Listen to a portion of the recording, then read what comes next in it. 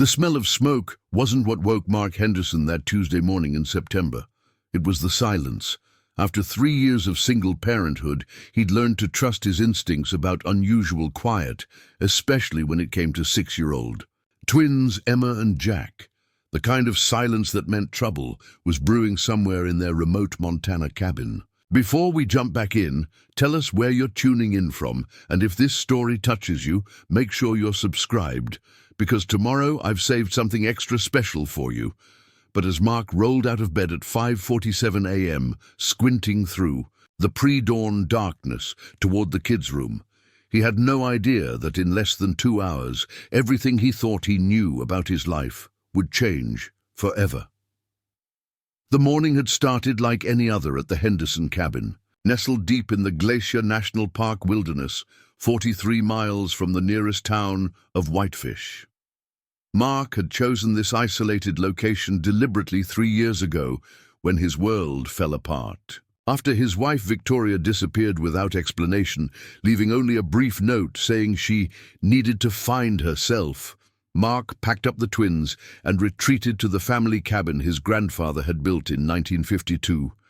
The 1,200-square-foot log structure sat on 80 acres of pristine wilderness, accessible only by a winding dirt road that became impassable during heavy snow. For Mark, a former software engineer turned freelance web developer, the isolation was perfect. He could work remotely, homeschool the twins, and avoid the pitying looks and endless questions from well-meaning neighbors back in Seattle. Emma and Jack had adapted to their mountain life with the resilience that only children possess. Emma, older by 12 minutes, had inherited her mother's striking green eyes and Mark's methodical nature. She'd appointed herself the unofficial caretaker of their small household, always making sure Jack had his favorite stuffed elephant before bed, and reminding Mark when they were running low on groceries. Jack, meanwhile, was pure energy wrapped in a 6-year-old package, with Mark's dark hair that refused to stay combed and an insatiable curiosity about everything from why bears hibernated to how airplanes stayed in the sky. Their daily routine had become as predictable as clockwork. Mark would wake at dawn, start coffee, and begin his work calls with East Coast clients while the twins slept. By 7, he'd have breakfast ready, usually pancakes or scrambled eggs, nothing fancy but filling enough to fuel their outdoor adventures. The twins would emerge from their shared bedroom like sleepy bears, Jack clutching his elephant and Emma already planning their day's exploration. This Tuesday morning felt different from the moment Mark's feet hit the cold hardwood floor. The silence that had woken him seemed to press against the walls of the cabin, thick and ominous. Usually, he could hear the familiar sounds of the Montana wilderness, wind through the pine trees, the distant call of a loon on Crystal Lake, or the occasional rustle of a deer browsing near their property. Today, even the forest seemed to be holding its breath. Mark pulled on his worn Carhartt jeans and a flannel shirt, padding quietly toward the kitchen.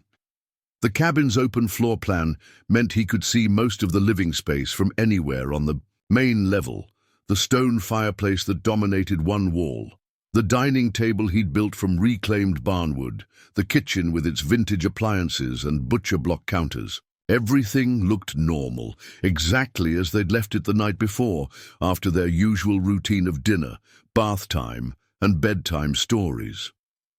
He started the coffee maker, its familiar gurgling the first sound to break the morning's strange quiet.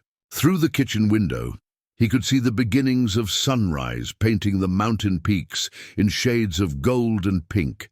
It was going to be a beautiful day, the kind of crisp September morning that made him grateful for their decision to live off the grid, away from the noise and complications of city life. The twins' bedroom door remained closed, which wasn't unusual. They were naturally early risers, but 6-year-olds needed their sleep, especially after yesterday's hiking adventure to Bear Creek Falls. They'd covered nearly 4 miles round trip, with Emma documenting interesting rocks and leaves in her nature journal, while Jack peppered Mark with questions about whether bears really did live near Bear Creek Falls. Mark poured his first cup of coffee and settled at his laptop to review the day's client emails. A boutique hotel chain in Miami needed updates to their booking system, and a startup in Portland was launching a new app that required last-minute debugging. The work paid well enough to support their simple lifestyle, and the flexible schedule allowed him to be present for every scraped knee, bedtime story, and important moment in the twins' lives. At exactly 7:15, he heard the first stirring from the twins' room, Jack's muffled voice talking to his stuffed elephant, followed by Emma's gentle shushing. Mark smiled, closing his laptop. Time to start their day properly. He moved to the kitchen and began pulling ingredients for pancakes from the refrigerator. Emma had discovered a love for blueberry pancakes during their last trip to town, when they'd stopped at Maggie's diner and she'd declared them even better than the ones in the picture books. Mark had practiced until he could make them nearly as good as Maggie's, though he suspected the twins' enthusiasm had more to do with the novelty than his culinary skills. The bedroom door opened with its characteristic creak, and Emma appeared. First, her blonde hair sticking up at odd angles, and her favorite purple pajamas wrinkled from sleep. She rubbed her eyes with small fists and surveyed the kitchen with the serious expression she wore when assessing important situations. "Morning, sunshine," Mark said, ruffling her hair as she passed. "Sleep well?" "I dreamed about the waterfall," Emma said, climbing onto her usual stool at the kitchen island. "But it was made of chocolate instead of water, and there were rabbits wearing tiny backpacks hiking up to it." "That sounds like a much better waterfall than the one we visited yesterday," Mark replied, mixing batter in a large ceramic bowl. "Did the rabbits share any of their chocolate waterfalls?" Emma considered this seriously. "No, but they invited me to come back next time with my own tiny backpack." Jack emerged from the bedroom dragging his elephant by one ear, his dark hair even more disheveled than usual. Unlike his sister, who woke gradually and thoughtfully, Jack came to full consciousness like a switch being flipped. One moment he was stumbling sleepily, and the next he was fully alert and ready for adventure. "Dad, can we go back to the waterfall today?" Jack asked, boosting himself onto the stool next to Emma. "I want to see if there are really bears there. And Emma says she saw tracks, but I think they might have been dog tracks from someone's really big dog." "They were definitely bear tracks," Emma said, with the authority of someone who'd spent considerable time studying animal identification guides. "They had 5 toes and claw marks, and they were way too big for any dog." Mark flipped the first pancake, listening to their familiar debate with the contentment that came from routine. These morning conversations, the gentle bickering and wild imagination, were the moments that made their isolated life feel full rather than lonely. He'd worried initially about the twins missing out on social interaction with other children, but their bond with each other and their comfort in the wilderness had convinced him they were thriving. "We'll see about the waterfall," Mark said diplomatically. "First, let's get some breakfast in you. And then I need to finish a project for a client, but this afternoon we could explore the old mining road behind the property. I found some interesting maps in Grandpa's desk that show where the original prospectors worked back in the 1890s. The twins' eyes lit up at the mention of treasure hunting, one of their favorite activities. They'd never found anything more valuable than interesting rocks and the occasional rusty horseshoe, but the possibility of discovery made every expedition exciting. Mark stacked golden pancakes on their plates, adding fresh blueberries and a drizzle of real maple syrup he'd ordered from Vermont. The twins dug in with the enthusiasm of children who'd worked up an appetite through pure excitement for the day ahead. Outside, the morning light was growing stronger, illuminating the meadow that stretched between their cabin and the tree line. Mark could see deer grazing in the distance, their heads lifting occasionally to check for predators before returning to their breakfast. A red-tailed hawk circled high overhead, riding the thermal currents that rose from the warming earth. "Dad," Emma said around a mouthful of pancake, "Do you think Mom liked pancakes?" The question caught Mark off guard, as the twins' inquiries about Victoria always did. They asked about her sporadically, usually when something triggered a memory or curiosity. Mark had learned to answer honestly but simply, avoiding the complicated emotions that Victoria's abandonment had left in its wake. "She did," Mark said carefully. "She especially liked the ones with chocolate chips, though she always said they were too sweet for breakfast." "Why don't we ever make chocolate chip ones then?" Jack asked with the logical reasoning of a 6-year-old. "Because your sister prefers blueberries, and we're a democracy in this house," Mark replied. "But maybe we can try chocolate chips tomorrow, just to see what Mum was talking about." Emma nodded approvingly. She'd inherited Victoria's practical nature along with her eyes, and the idea of conducting a pancake experiment appealed to her scientific mind. The conversation moved on to other topics, whether chipmunks really stored enough nuts for winter or if that was just in cartoons, why some trees lost their leaves while others stayed green, and whether they could build a tree house. In the massive Douglas fir behind the cabin, Mark found himself relaxing into the familiar rhythm of morning questions and discoveries. By 8:30, the twins had finished breakfast and were getting dressed for the day, while Mark cleaned the kitchen. Their routine was so established that he could predict almost to the minute when they'd be ready for their morning walk around the property, a daily ritual that served as both exercise and an opportunity to check on their small homestead. Mark had just finished loading the dishwasher when the first hint of something wrong registered in his consciousness.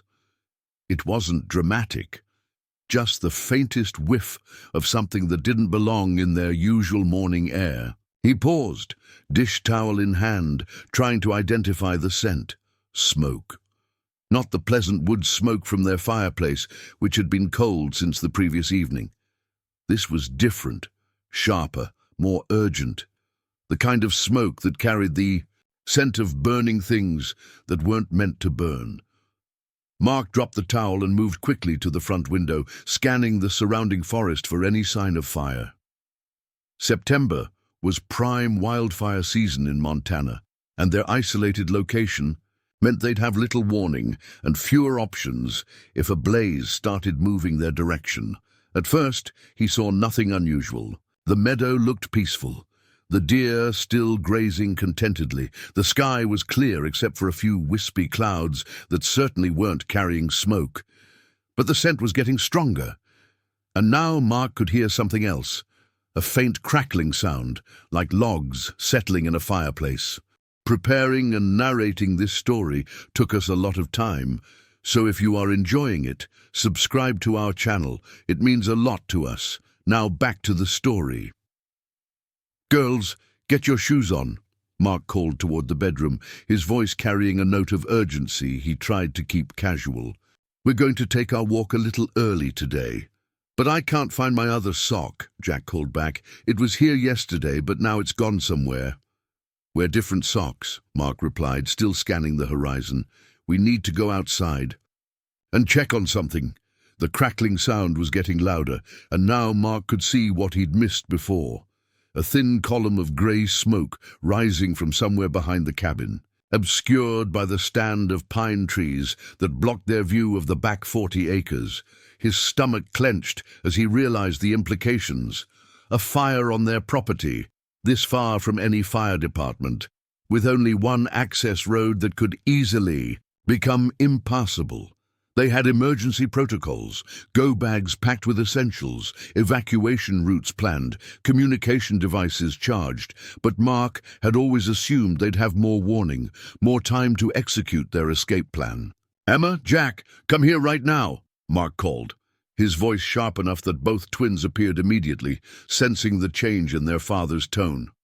"What's wrong?" Emma asked, her green eyes wide with concern. "I think we might have a fire somewhere on our property," Mark said, trying to keep his voice calm.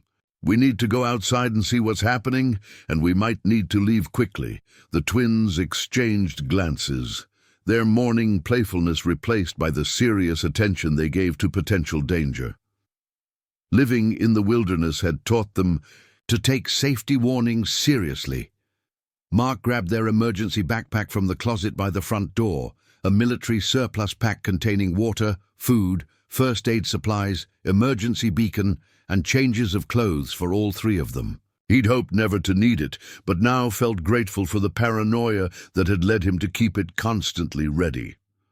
"Put on your hiking boots," Mark instructed, pulling on his own boots and grabbing his truck keys. "Quick as you can." The twins moved. With impressive efficiency, their small hands working the laces with practiced skill. Mark mentally calculated their options. The truck was parked 50 yards from the cabin, and the main road was a quarter-mile down their driveway. If they had to evacuate, they could be on the paved highway in less than 10 minutes. But first, he needed to see exactly what they were dealing with. Mark opened the front door and immediately understood that their situation was far more serious than he'd realized. The smoke wasn't coming from some distant corner of their property. It was rising from somewhere much closer, and the wind was carrying the acrid scent directly toward their cabin. "Stay close to me," Mark said, taking each twin's hand as they stepped onto the front porch. "We're going to walk around the cabin and see where that smoke is coming from." As they rounded the corner toward the back of the property, Mark's worst fears were confirmed. The old storage shed, built about 100 yards behind the main cabin, was fully engulfed in flames. Worse, the fire had already spread to the dry grass surrounding the structure, and the wind was pushing it steadily toward the tree line and toward their home. The flames from the storage shed had grown to 30 feet high, creating a wall of orange and red that seemed to pulse with its own malevolent heartbeat. Mark's mind raced through calculations: wind speed, fuel load, terrain. The fire was moving faster than he'd expected, already consuming a path 20 yards wide as it crept toward the dense stand of lodgepole pines that separated their property from the national forest. "Dad, why is Mr. Peterson's shed on fire?" Jack asked, his small hand tightening in Mark's grip. Mark almost corrected him. The shed belonged to them now, had come with the property when Mark bought it from the Peterson estate 3 years ago. But the details seemed insignificant compared to the immediate crisis unfolding before them. "I don't know, buddy," Mark said, already pulling the twins back toward the front of the cabin. "But we need to get out of here right now." The emergency protocols Mark had drilled into himself during their first winter suddenly felt inadequate. He'd planned for many scenarios: severe weather, medical emergencies, even encounters with aggressive wildlife. But he'd never imagined a fire starting so close to their home, spreading so quickly that they'd have minutes rather than hours to evacuate. Emma tugged on his sleeve. "What about Patches?" she asked, referring to the half-wild tabby cat who'd adopted their family 6 months ago. The cat lived primarily outdoors, but slept in their mudroom during cold nights. "Cats are smart about fire," Mark said, hoping he was right. "Patches will find somewhere safe." But even as he spoke, Mark was scanning the property for any sign of the orange tabby. The twins had grown attached to the independent feline, and losing Patches would devastate them almost as much as losing their home. They reached the front porch just as Mark heard the first ominous crack from behind the cabin, the sound of a large tree beginning to fall. The fire had reached the tree line faster than he'd calculated, and now burning branches were being carried by the wind, spreading the blaze in unpredictable directions. "Emergency backpack, truck, highway," Mark muttered to himself, running through, and their escape sequence. But as he looked toward where his Ford F-150 was parked, his heart sank. Burning embers had already started a spot fire in the dry grass between the cabin and the truck. The flames were small, maybe 2 feet high, but they formed a barrier across their most direct path to the vehicle. "Can we jump over it?" Emma asked, following his gaze with the practical assessment that made her seem older than her 6 years. Mark evaluated the distance and the twins' capabilities. Emma might make it, but Jack's shorter legs and tendency toward clumsiness made the jump too risky. One stumble could land him directly in the flames. "We'll go around," Mark decided, adjusting his grip on the emergency pack. Through the meadow, then circle back to the truck from the other side. The detour would add precious minutes to their escape, but it was safer than risking the twins getting burned. Mark had learned to trust his protective instincts over the past 3 years. They'd kept his small family safe through countless wilderness challenges. They jogged across the front yard, Mark setting a pace the twins could maintain without exhausting themselves. Behind them, the fire's roar was growing louder, punctuated by the crack and crash of burning trees. The smoke was getting thicker too, creating a hazy orange glow that made the morning sun look apocalyptic. Halfway across the meadow, Jack stumbled over a prairie dog hole, going down hard on his knees. Mark scooped him up immediately, checking for injuries, while calculating whether they had time for first aid. "I'm okay," Jack said, though tears were forming in his eyes. "Just scraped." "You're being very brave," Mark told him, shouldering the emergency pack more securely. "Can you keep running, or do you want me to carry you?" "I can run," Jack said with determination that reminded Mark painfully of Victoria. She'd had that same stubborn resilience, the refusal to admit weakness, even when she was clearly struggling. They reached the far side of the meadow and began circling back toward the truck through a grove of aspen trees. The golden leaves, beautiful just moments before, now seemed ominous as they rustled in the hot wind being generated by the fire. Mark could smell the smoke more strongly here, and ash was beginning to fall like grey snow. Emma suddenly stopped, running. "Dad, look!" Mark followed her pointing finger and felt his stomach drop. The spot fire near the truck had spread faster than anticipated, and now flames were licking at the truck's rear bumper. Even if they could reach the vehicle, there was no guarantee it would start, and driving through fire with the twins was a risk Mark wasn't willing to take. "New plan," Mark said, trying to keep the growing panic out of his voice.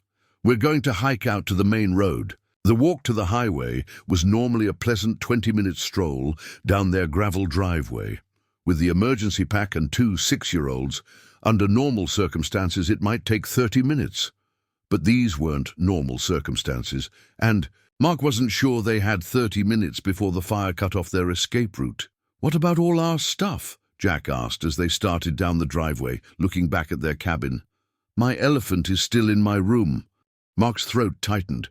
Everything they owned was in that cabin. Photo albums documenting the twins' lives, Victoria's jewelry that he'd saved for Emma, the hand-carved furniture his grandfather had made, 3 years' worth of carefully accumulated.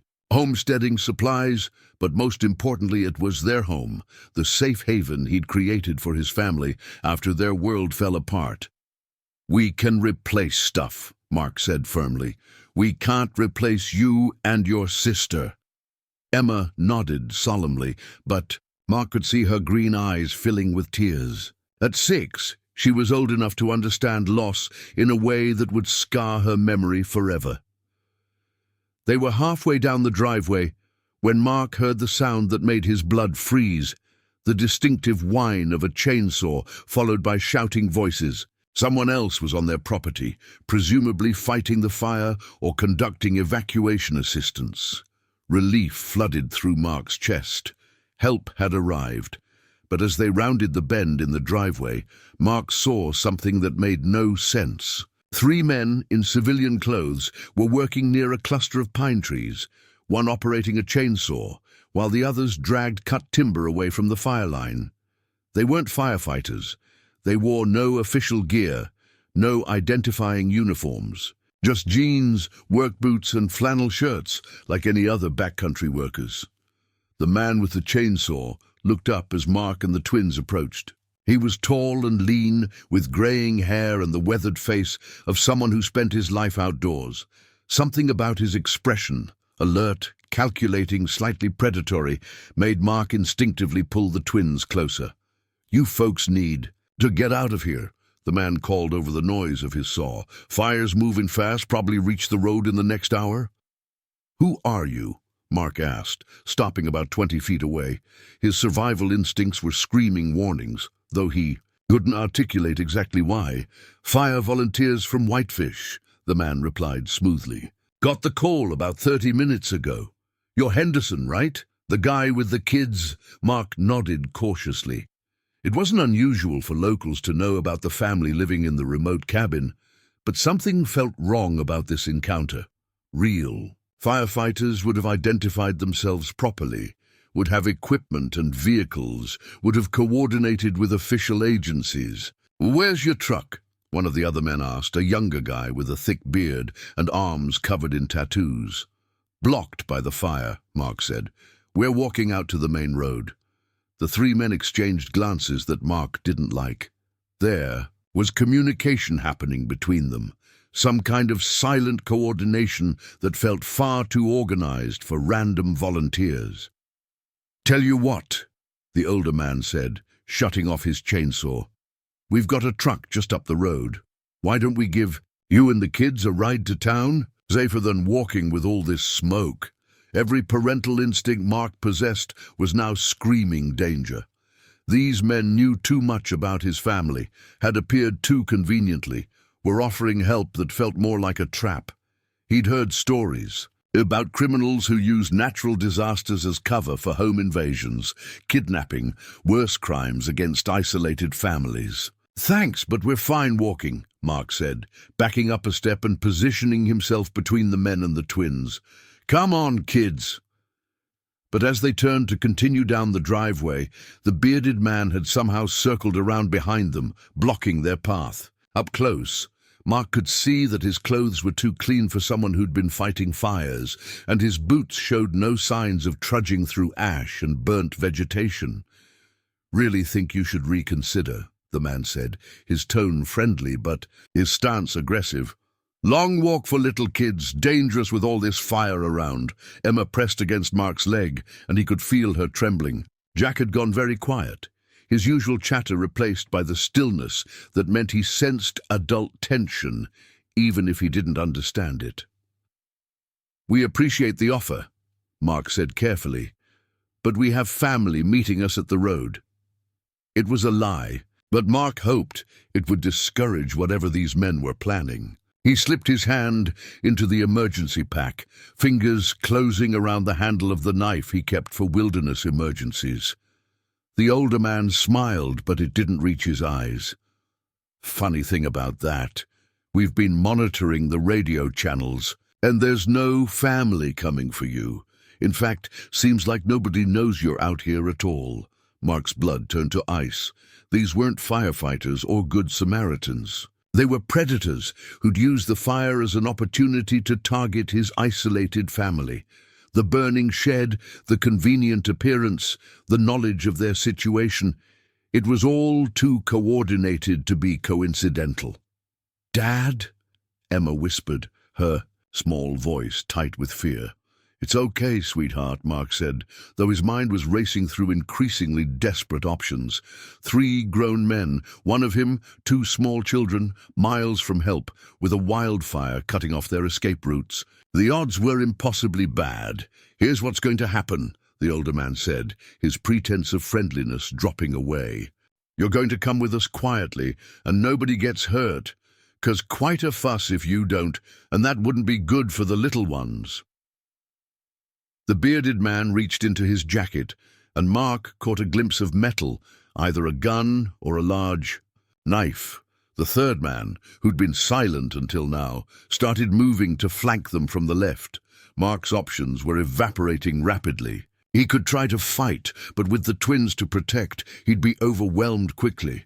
He could try to run, but they'd never outpace 3 adults through rough terrain. He could cooperate and hope for a chance to escape later, but that meant putting Emma and Jack directly in the hands of people who clearly had no good intentions. The sound of the approaching fire was getting louder, a constant roar now, punctuated by explosive cracks as trees succumbed to the flames. Smoke was getting thicker, creating an orange twilight in the middle of the morning. In normal circumstances, Mark would be focused entirely on getting his family to safety from the natural disaster. But these weren't normal circumstances, and the immediate threat wasn't the wildfire. "I need a minute to think," Mark said, stalling for time while his mind worked frantically through possibilities. "No time for thinking," the older man replied. "Fire's moving fast and we need to get going." Behind the three men, Mark caught a flash of movement in the trees, a streak of orange that might have been Patches the cat, or might have been his imagination. But it gave him an idea, desperate and dangerous, but potentially their only chance. "Okay," Mark said, appearing to give in. "You're right, the kids' safety comes first."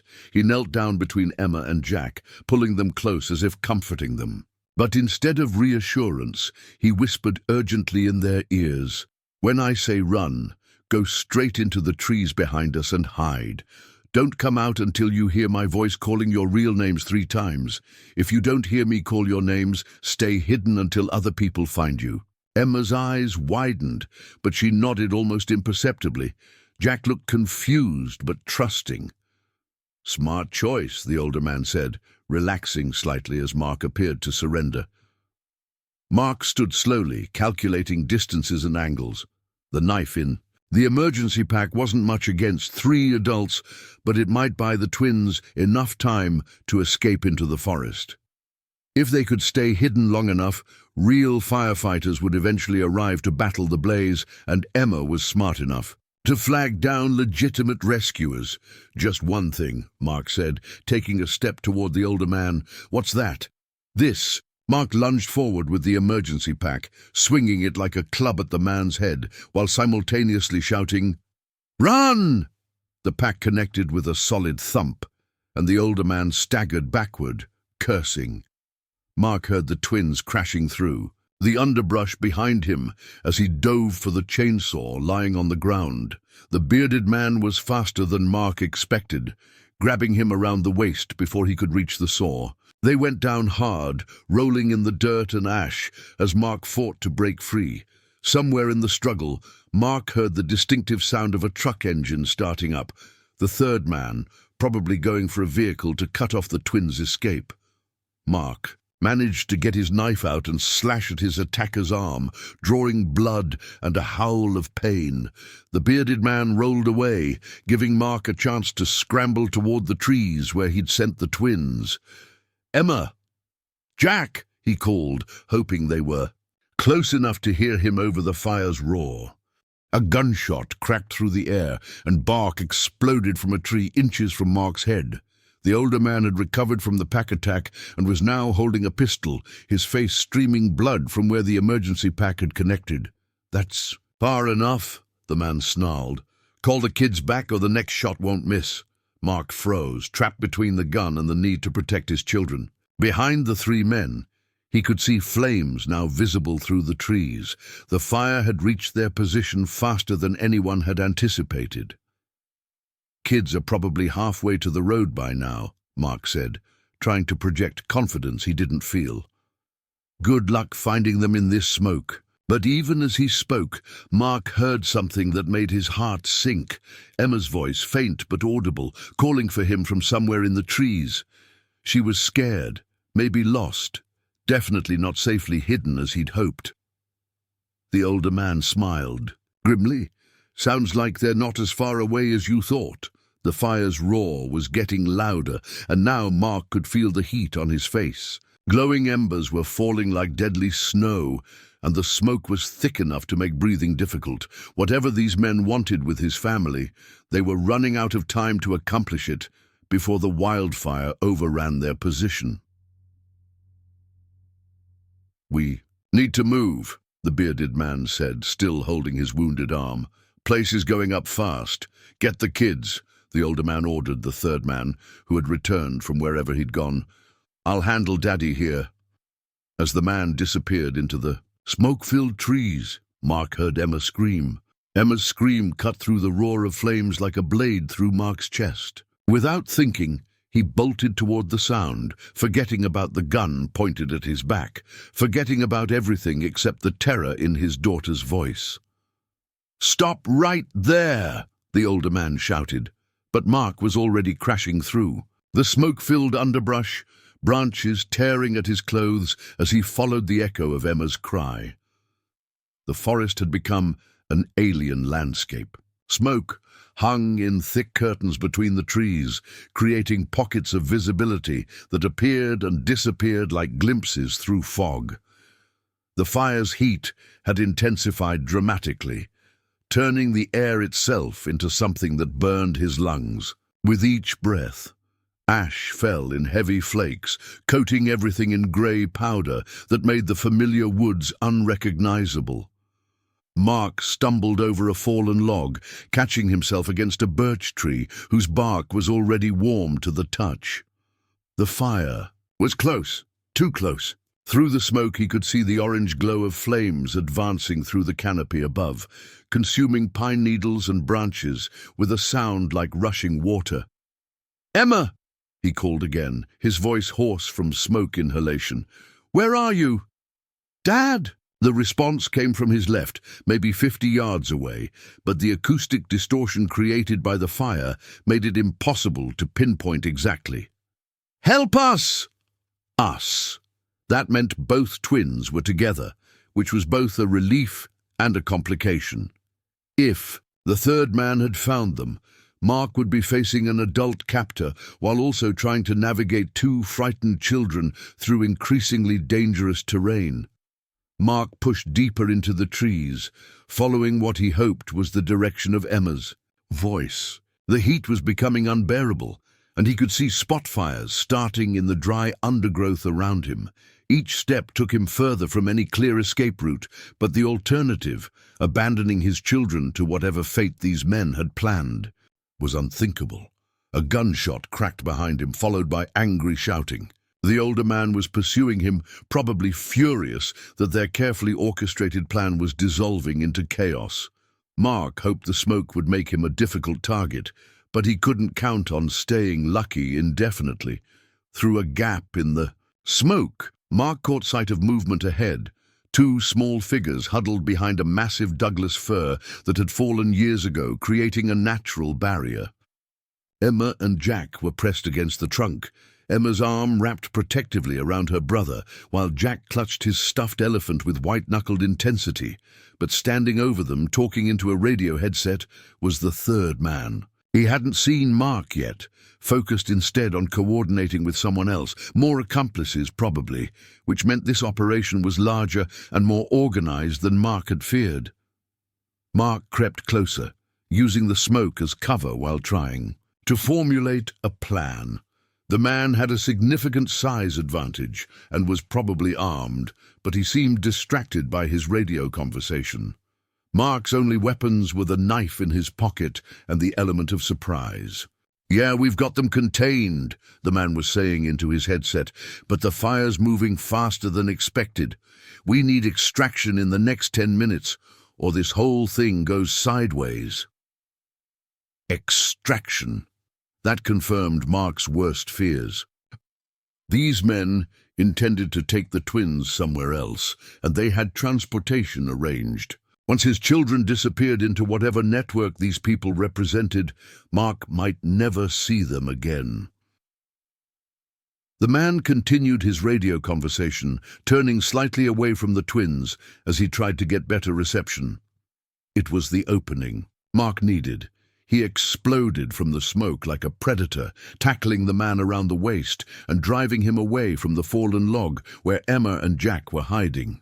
They hit the ground hard, rolling through ash and pine needles as they struggled for control. "Run to the road!" Mark shouted to the twins as he grappled with their captor. "Don't stop for anything!" But instead of fleeing, Emma scrambled over the log toward them. "Dad, behind you!" Mark looked back to see the bearded man emerging from the smoke, blood still streaming from the knife wound on his arm, but moving with deadly purpose. He'd flanked them while Mark was focused on the radio man, and now Mark was trapped between two attackers, with the twins still in immediate danger. The radio man managed to throw Mark off and was reaching for something in his jacket. Another weapon.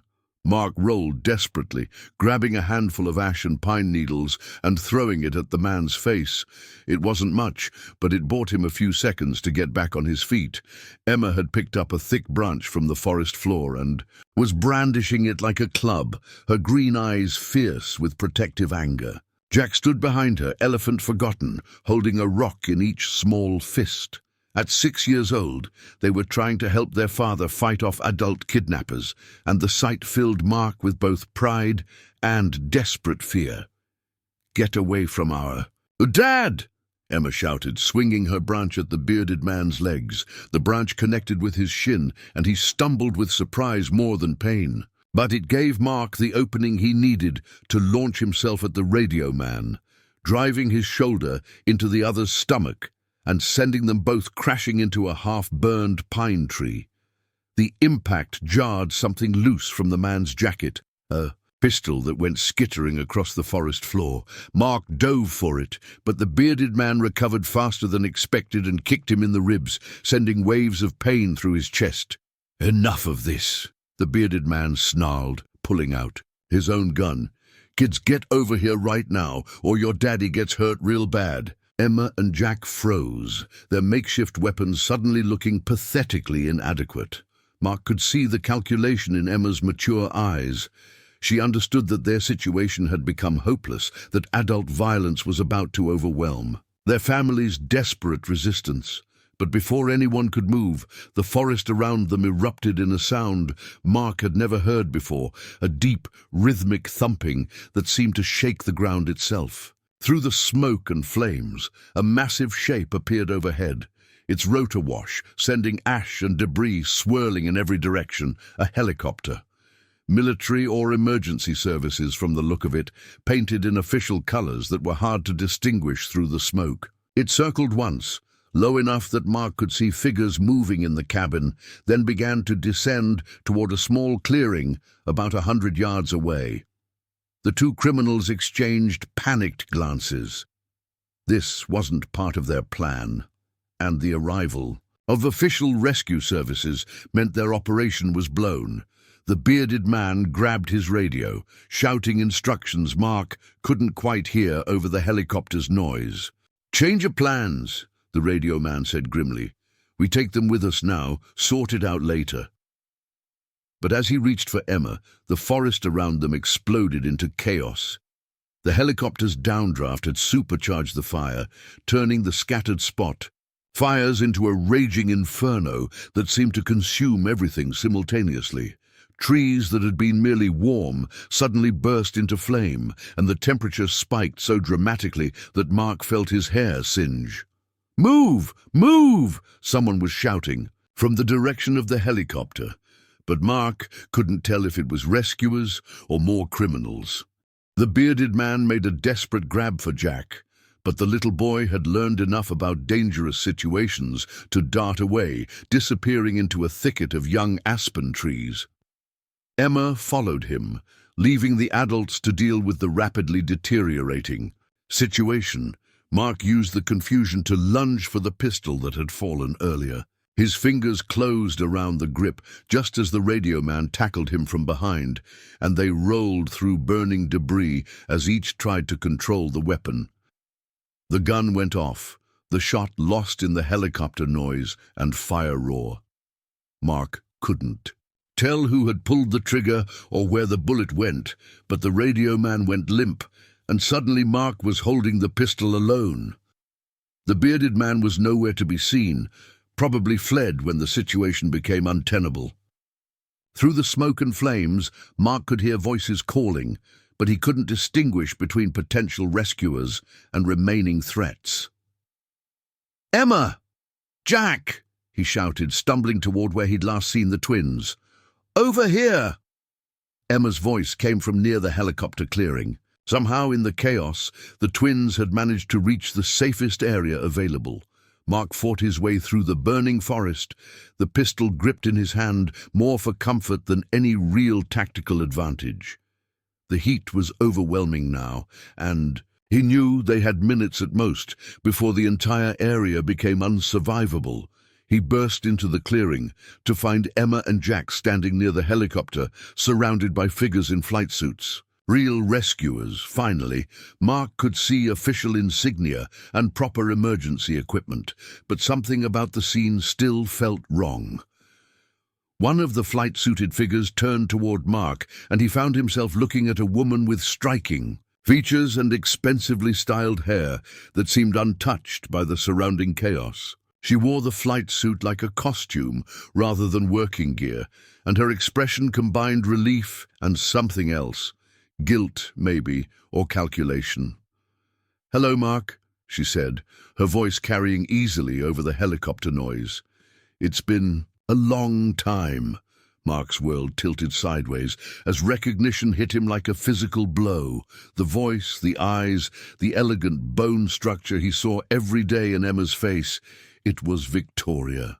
His wife, who had disappeared 3 years ago, was standing in front of him dressed like some kind of tactical operator next to a military-grade helicopter.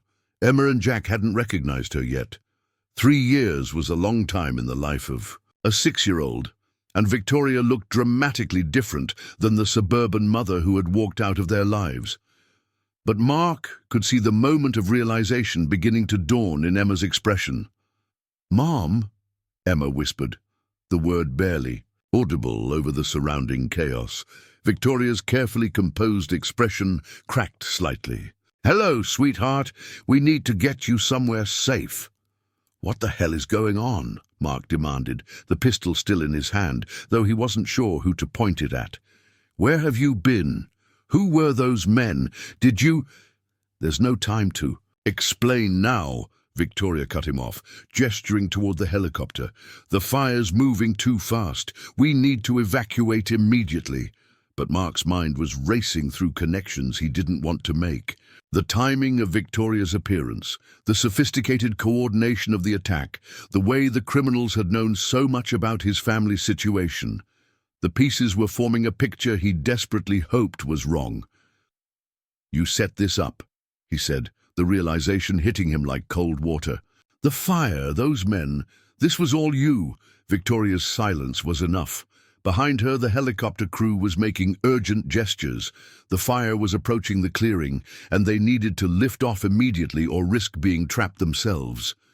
Emma was staring at her mother with an expression of confusion and betrayal that broke Mark's heart. Jack still looked lost, not fully understanding who this stranger was or why she seemed familiar. "Why?"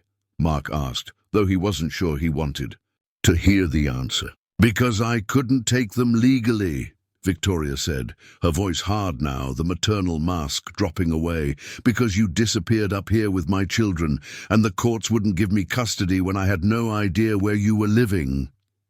"You left us," Mark said incredulously. "You walked out. You abandoned them." "I made a mistake," Victoria replied. "I was young and scared, and I made a terrible mistake. But I've spent 3 years fixing it, building a life that can give them everything they deserve, everything you can't provide, living like hermits in the middle of nowhere." The helicopter pilot was shouting now, pointing at the approaching flames. They had seconds to make a decision: board the aircraft or flee on foot through a forest that was rapidly becoming a death trap. "Get in the helicopter," Victoria ordered, her voice carrying new authority. "All of you." Mark looked at the pistol in his hand, then at his children, then at the woman who had once been his partner in building a life together.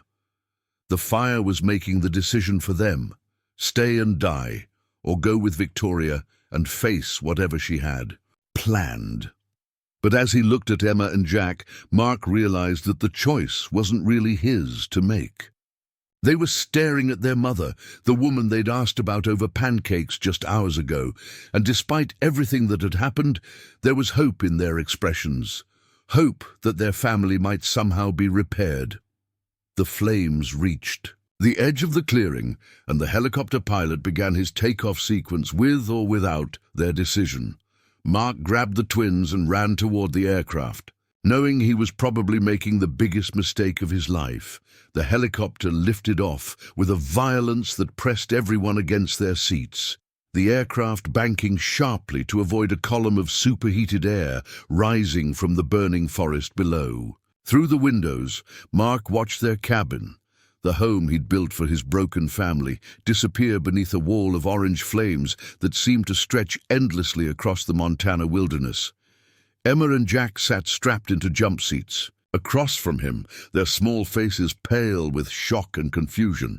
Between them sat Victoria, no longer the desperate suburban mother who had fled 3 years ago, but someone transformed into a figure of calculated authority.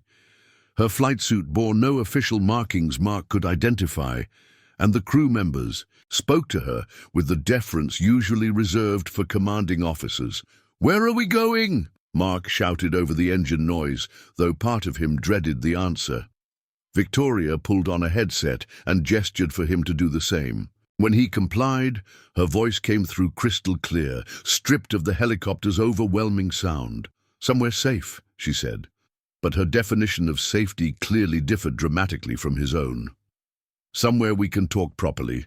Mark looked down at the twins, who were sharing a single oversized headset, listening wide-eyed to their first helicopter conversation. Emma kept glancing between her parents, with an expression that reminded Mark painfully of the family counseling sessions they'd attended during Victoria's breakdown 3 years ago.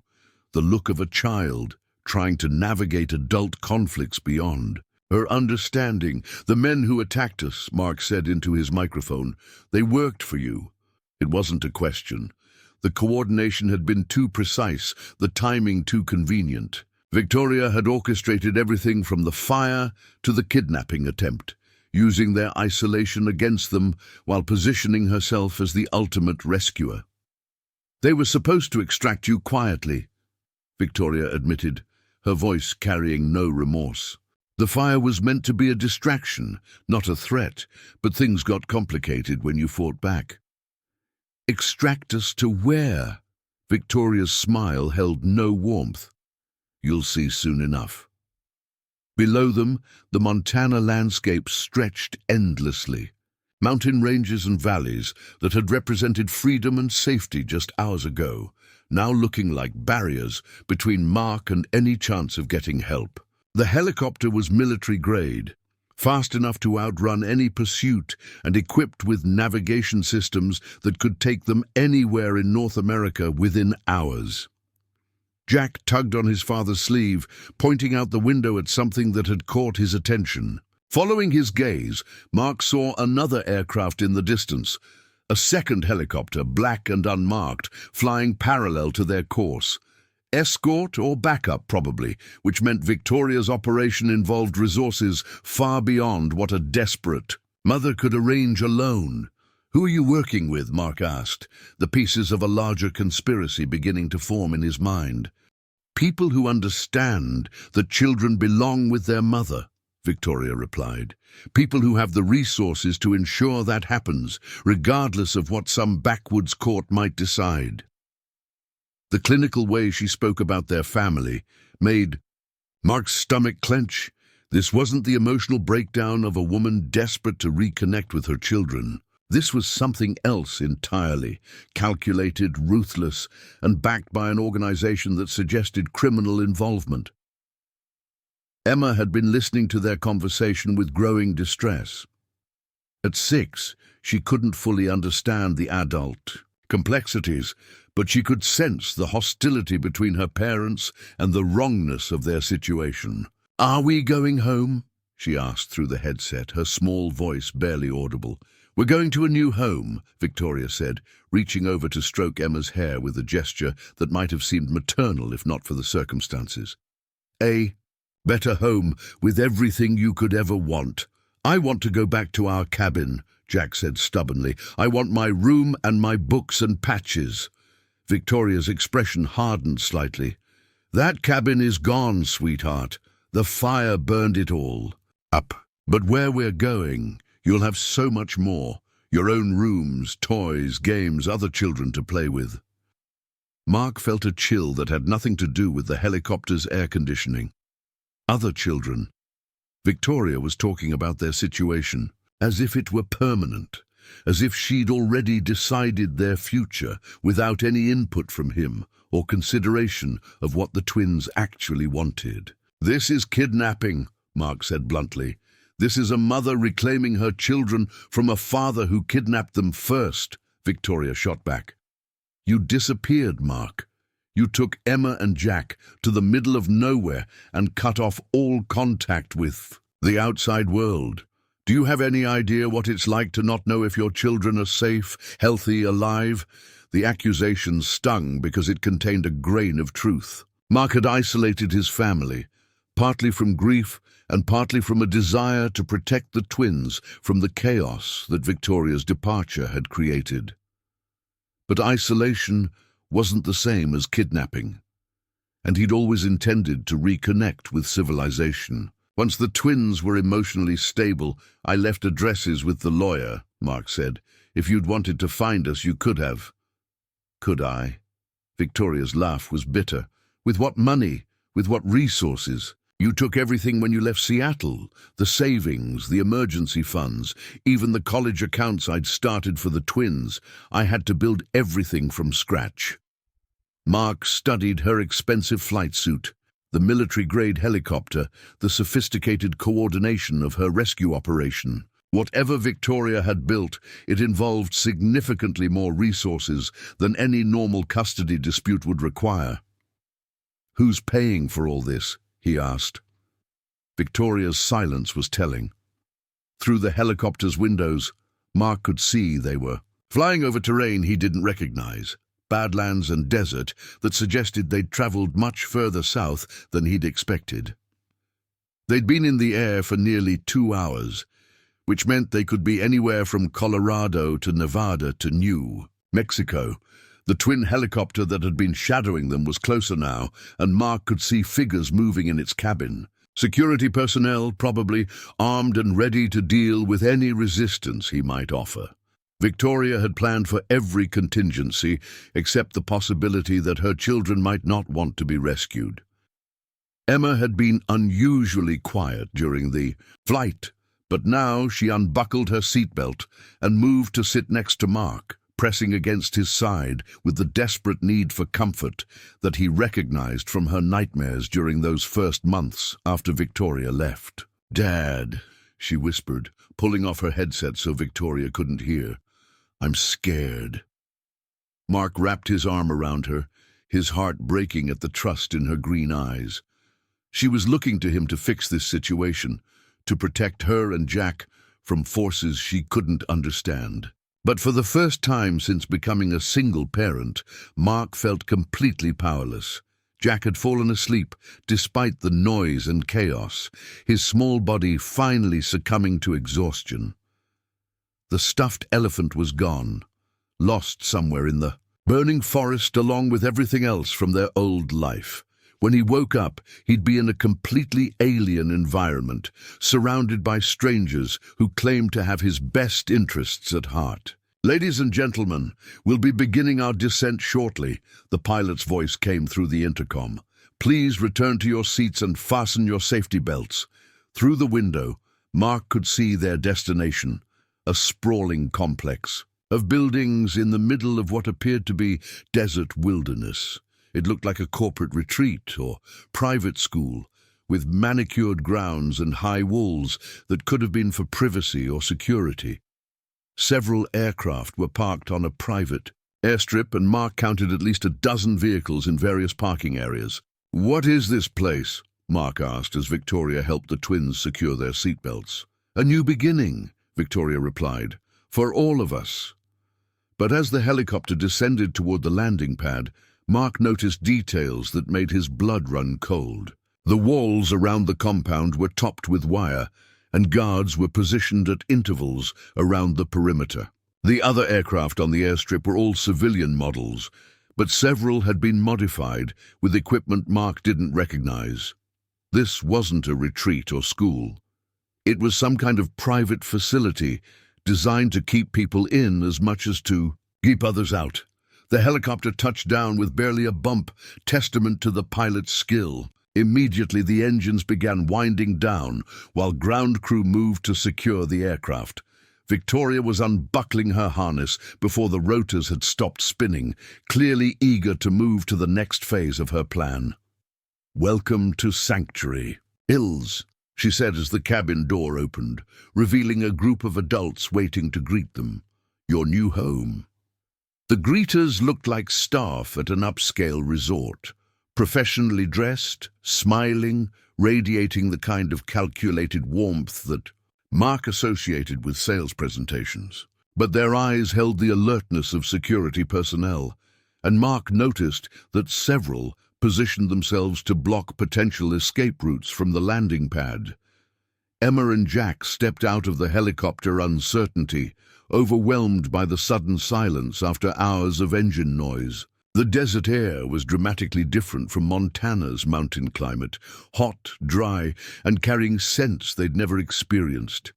Everything about their environment screamed foreignness and displacement. Mr. Henderson, one of the greeters, approached with an extended hand. "I'm Dr. Sarah Chen, Director of Sanctuary Hills. We're so pleased to finally meet you and the children." Mark ignored the offered handshake, his attention focused on scanning their surroundings for any possible advantage. The compound was larger than it had appeared from the air, with multiple buildings connected by covered walkways. Children's voices could be heard from somewhere beyond the main structures, suggesting that Emma and Jack wouldn't be the only young residents. "This is a beautiful facility," Victoria was saying to Dr. Chen, but her tone suggested this wasn't her first visit. "I think the children will be very happy here. We specialize in family transitions," Dr. Chen explained, her professional smile never wavering. "Many of our residents are dealing with complex custody situations that require specialized environments." The sheer euphemism sent ice through Mark's veins. This was a facility for stolen children, operated by people who made a living off parental desperation and criminal conspiracy. Victoria hadn't just kidnapped her own children, she'd delivered them to an organization that probably dealt in child trafficking on a much larger scale. "I want to leave," Emma said suddenly, her young voice cutting through the adult pleasantries. "I want to go home." "This is your home now, sweetheart," Victoria said, kneeling down to Emma's level. "I know it's confusing, but you'll understand. When you're older, Mommy had to bring you somewhere safe." But Emma backed away from Victoria's reach, moving to stand behind Mark's legs. Despite 3 years of separation, despite the trauma of the morning's events, despite being in a completely alien environment, she still knew where safety lay. Jack, now awake and disoriented, began to cry. Not the dramatic wailing of a tantrum, but the quiet, hopeless sobbing of a child who understood that something fundamental had gone wrong with his world. "Perhaps we should move this conversation inside," Dr. Chen suggested, her professional demeanor showing slight strain. "The children have had a traumatic day, and they'll be more comfortable once they've settled into their rooms." Rooms.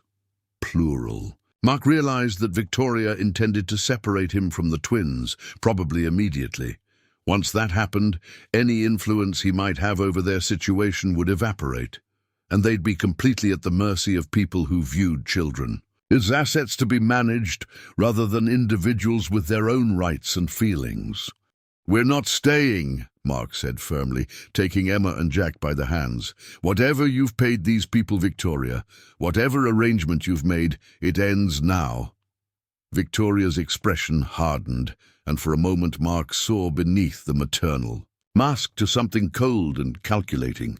"You don't have a choice," she said quietly. "None of us do. This is the only way to protect them." Protect them from what? Victoria glanced around at the assembled staff, clearly uncomfortable with having this conversation in front of witnesses. But Dr. Chen nodded encouragingly, as if family confrontations were routine occurrences at Sanctuary Hills. "From the people who want to use them against me," Victoria said finally. "From the life I've been forced to build to get them back. The admission hung in the desert air like a confession. Victoria had gotten involved with dangerous people to fund her elaborate custody scheme, and now she was trapped in something larger than a simple parental dispute. The twins weren't just being kidnapped, they were being used as leverage in some criminal enterprise that Victoria couldn't escape. Mark felt the last piece of the puzzle click into place. Victoria hadn't orchestrated this reunion out of maternal love. She'd delivered her children to criminals as payment for services rendered, and Sanctuary Hills was where inconvenient families disappeared when they became liabilities. As armed guards began moving closer to their group, Mark realized that none of them were leaving this place alive. The armed guards weren't wearing uniforms, but their coordinated movement and professional positioning made their intent clear. Mark counted 6 of them, strategically placed around the landing pad to cut off any escape routes while maintaining the illusion of a friendly welcome committee. Dr. Chen's smile remained fixed, but her eyes had gone cold, calculating. "Mr. Henderson," she said with practiced patience, "I understand this is overwhelming. Perhaps we could continue this discussion in my office, where the children would be more comfortable?" Mark's grip tightened on Emma and Jack's hands. The offer sounded reasonable, even caring, but he recognized the manipulation tactics from his years in corporate consulting. Create the illusion of choice, while systematically eliminating actual options. Lead the target to where you want them by making resistance seem unreasonable. "The children stay with me," Mark said firmly. "Of course they do," Dr. Chen agreed too, quickly. "For now, but they've been through significant trauma today, and we have specialized staff who can help them process these experiences in age-appropriate ways." Specialized staff. Mark had no doubt that Sanctuary Hills employed people skilled at breaking the bonds between parents and children, at convincing traumatized kids that their captors were actually their protectors. The thought of Emma and Jack being subjected to psychological manipulation made his stomach clench with rage. Victoria was watching the exchange with growing agitation, clearly uncomfortable with how the situation was developing. Whatever arrangement she'd made with these people, it wasn't going according to plan. The maternal reunion she'd envisioned was colliding with the harsh realities of the criminal organization she'd allied herself with. "Perhaps we should show them to their accommodations," Victoria suggested, trying to regain control of the narrative. "Let everyone settle in before we discuss the logistics." But Dr. Chen shook her head with the authority of someone accustomed to being in charge. "I'm afraid we have protocols to follow, Mrs. Henderson, security protocols that ensure everyone's safety and well-being." The emphasis on security wasn't lost on Mark. Whatever facade of legitimacy Sanctuary Hills maintained, it was fundamentally a prison designed to hold families against their will. The question was whether Victoria understood that she'd delivered herself along with her children to people who viewed them all as assets to be controlled. Jack had stopped crying, but was pressed against Mark's leg, his small body trembling with exhaustion and fear. Emma stood straighter, her jaw set with determination that reminded Mark of Victoria during their early years together, before whatever had driven her to this desperate extreme. "I want to call my lawyer," Mark said, testing the boundaries of their situation. Dr. Chen's laugh was genuinely amused. "Mr. Henderson, you're in the middle of the Nevada desert, 60 miles from the nearest town. Even if we permitted external communications, which our security protocols don't allow, there's no cell service within a 30-mile radius." Nevada. They'd flown much further than Mark had estimated, which meant they were completely cut off from any potential rescue or intervention. The isolation that had been their protection in Montana was now working against them in the most devastating way possible. "However," Dr. Chen continued, "our legal team is quite sophisticated. They've handled many complex custody situations. and I'm confident we can resolve any outstanding issues to everyone's satisfaction. Translation: they had lawyers on payroll who specialized in making inconvenient families disappear through legal manipulation. Mark wondered how many other parents had stood on this landing pad, slowly realizing they'd delivered themselves and their children into a nightmare they'd never escape.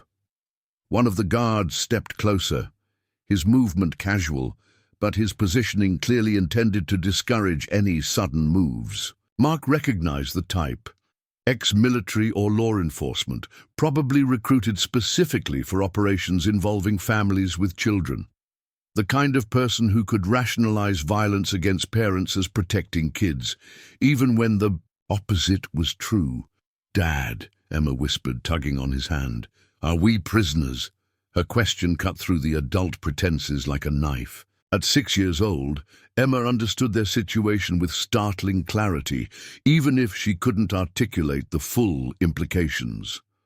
Children were often better at recognizing danger than adults who got caught up in rationalizations and social expectations. "We're visiting," Mark said carefully, aware that their captors were listening to every word. "But we don't have to stay if we don't want to." Dr. Chen's smile became predatory. "Actually, Mr. Henderson, there are some legal complications regarding the children's custody status.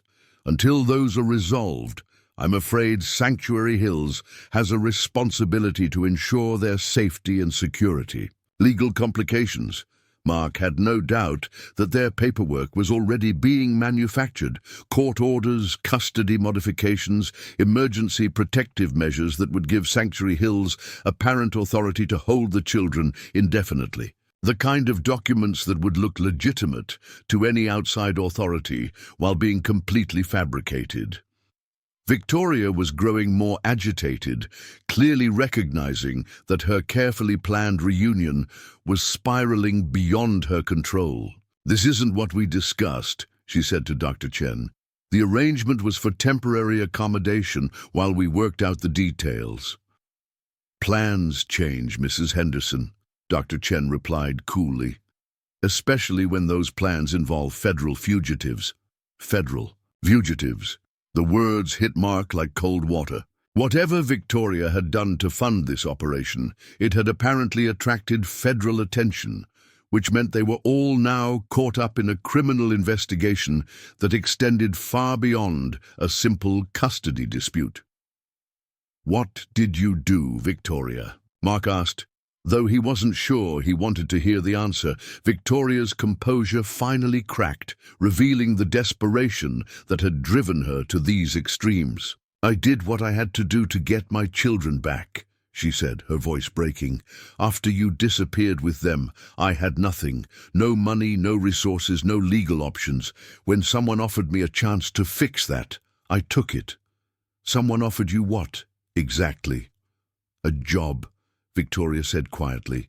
"High-paying, specialized work that would give me the resources to find you and bring the children home."